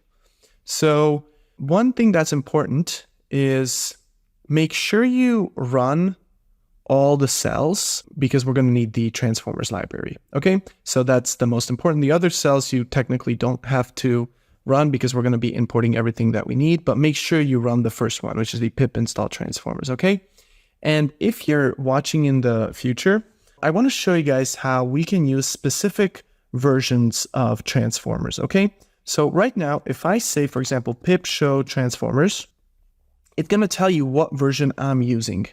And as you can see, I am using version 4.41.1. So if you had conflicting issues in the future or something's, you have dependency issues, you can do this. In the first cell, instead of just writing pip install transformers, you can actually specify the version. And you can say 4.41.1. Now, I only recommend this if, you're having issues with dependencies. Don't run this cell, okay? So try it without, even if you have, a different transformers version than me, mine is 4.411, nothing's going to happen. The only major changes that could happen is once we switch to Transformers version 5. So even if your version is different from mine, you don't need to run pip install transformers this version, because then after that, you have to come over here, go on kernel, and go to restart kernel, because that's the way it's going to save the changes. Okay. So, but I just wanted to let you guys know how you can specify specific versions. Okay. So let's get started with our example. And remember, this example is not going to be used for training. I just want to show you guys how you can use code to create tokenized and encoded sentences. Okay. So from transformers and typing import distill BERT tokenizer. Nice. And then remember, this tokenizer is the tokenizer that has the vocabulary size of 32,000 few hundred words. Okay. Some of these words in the vocabulary are actual words, like, for example, happiness, but some of them are sub-token words like un and happiness, okay? So think of it this way. This tokenizer is the one that we've talked about in great detail in the previous video. This is going to stay consistent and it's going to stay fixed for all BERT-based models. You're not fine-tuning this, okay? This is the built-in vocabulary that the distilled BERT model was trained on, okay? So this is going to help us convert sentences into tokens, okay? So just to be clear, it's this step, okay? It's going to convert these into token IDs, okay? So that's why we need the distill BERT tokenizer. But we're also going to encode things, so we're going to build on top of that. I'm going to specify that the tokenizer is going to be equal to distill BERT tokenizer dot from underscore pre-trained, and this is where we give the model, which is going to be distill BERT base on case, so that's the name. And over here, we're going to say inputs is going to be equal to tokenizer dot encode underscore plus. Now the tokenizer has this method on it called the encode plus, which is going to create everything for us: the attention mask, the token IDs, and everything else. So my first sentence is going to be, I love soccer and mixed martial arts. That's actually true. So if you also like soccer or mixed martial arts, hats off to you. Nice. Okay, so this is the sentence that we want to encode. So I'm going to say add underscore special underscore tokens, and that's going to be equal to true. And over here, we're adding the special tokens, the CLS and the separator. And the reason why this is a Boolean, if you have your own very fine-tuned custom data set that already has special tokens, then you can just leave this to false, okay? Then I'm going to say max underscore length is going to be equal to 20. Remember, this is the max length of the input. So for our headlines, 20 is perfectly enough, or for this sentence. But if you're doing it for longer NLP tasks, such as analyzing multiple sentences, then you might want to bump this number up, this max length. So the max length is set to 20. Then I'm going to say padding is going to be equal to the max underscore length. So remember, if we have a input sentence, for example, this one, it's not going to be 20, right? It's going to be less than 20, the length of it. So we pad the rest. And remember, the reason we need to pad the rest is so that all the input sequences have the same length, so that our model can generalize and be consistent throughout the training. Truncation is going to equal to be true. Now, this means that if an input sentence like this one is longer than 20 tokens, it's going to chop off anything that was after the 20th token, okay? I'm going to say return underscore token underscore type underscore IDs is going to be equal to true. Now, remember, the token type IDs is for a single sentence like ours is useless. So we're not even going to use it for training for our capstone project, because we only have one sentence for the input. So this is going to be just an array of zeros.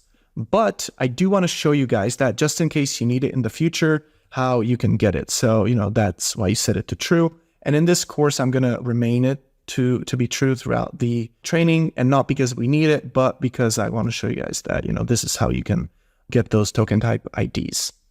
Then I'm going to say return attention underscore mask is going to be equal to true. And now we are actually done with the inputs. So now we can print a few things. I'm going to say print the input IDs. And the way you get these is that this inputs is going to return to us this tokenizer.encode plus a dictionary. And we can access the elements by coming over here.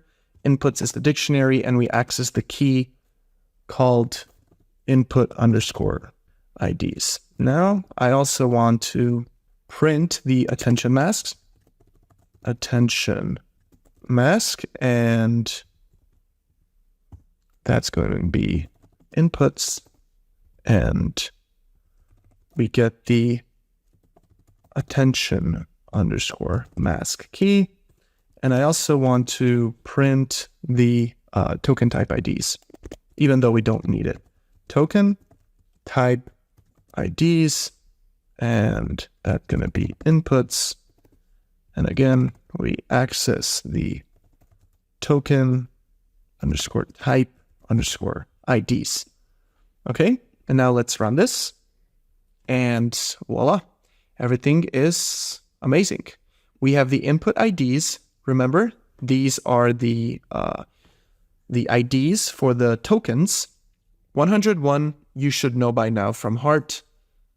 101 is always the CLS token, right? So for this sentence to whatever sentence you encode, the CLS token is always going to 101, and the separator is always going to be belonging to token ID 102. And we can probably find it over here at the end of the sentence. For the input IDs, you have 102. And these are the remaining zeros because we set padding to be equal to true. So anything that we did not end up using, we just padded with zeros. We have our attention mask. Our model knows that it needs to use and basically treat these first few values as actual tokens, and the rest is just padding. So remember, this 101 belongs to this one over here. This 1045 denotes this. This denotes this. And finally, this 102 denotes this. Okay, so this is just a binary. The attention mask is telling if the input IDs is actually a word or just padding. From here on, you can see that this belongs to this. It's just padding. And over here, we have the token type IDs. And the reason we have all zeros is because we only have one sentence. Now, if we want to have multiple sentences, I love chess. I actually do love chess. So if any of you are on chess.com, let me know and we can play some chess. And let's run this. And as you can see, we have the token type IDs, and now it's different. We have the zeros over here belonging to the I love soccer and mixed martial arts sentence. We have these ones belonging to I love chess, and these are the padded inputs, okay? Now I want to show you guys one thing.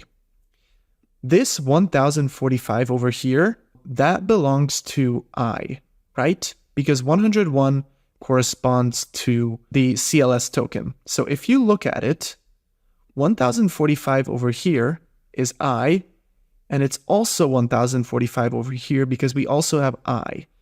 And love, we can actually infer that love follows the I, so it's token ID 2293, just like it is over here, because the two sentences both have I love in them, right? So this is how you can realize that these tokens are consistent for every input word you type in. So for love, it's always going to be 2293. Okay, so this is just some caveat. So for you to understand how these token IDs basically just represent words.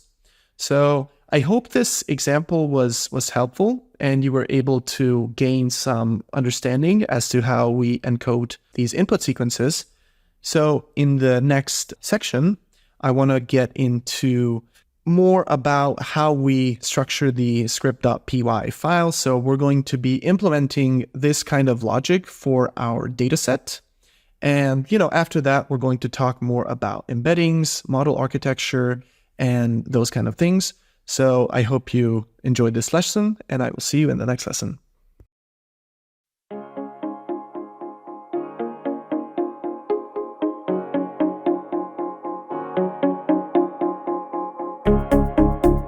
Congrats, you now know enough about AWS SageMaker to be dangerous. But as mentioned earlier in the video, this is just a start. You're now ready to take the rest of Patrik's full bootcamp, which is packed with 8 additional hours of advanced topics, like deploying production-grade models, building real-world projects, and gaining the expertise to become an AI engineer. Click the link in the description or the top right-hand corner to continue learning with Patrik and Zero to Mastery. Whether you decide to take the full bootcamp or not, Patrik would be super grateful if you hit that like button and left a comment with your questions or thoughts down below. We'd love to hear from you. As always, thanks for watching, and we hope to see you inside the Zero to Mastery Academy.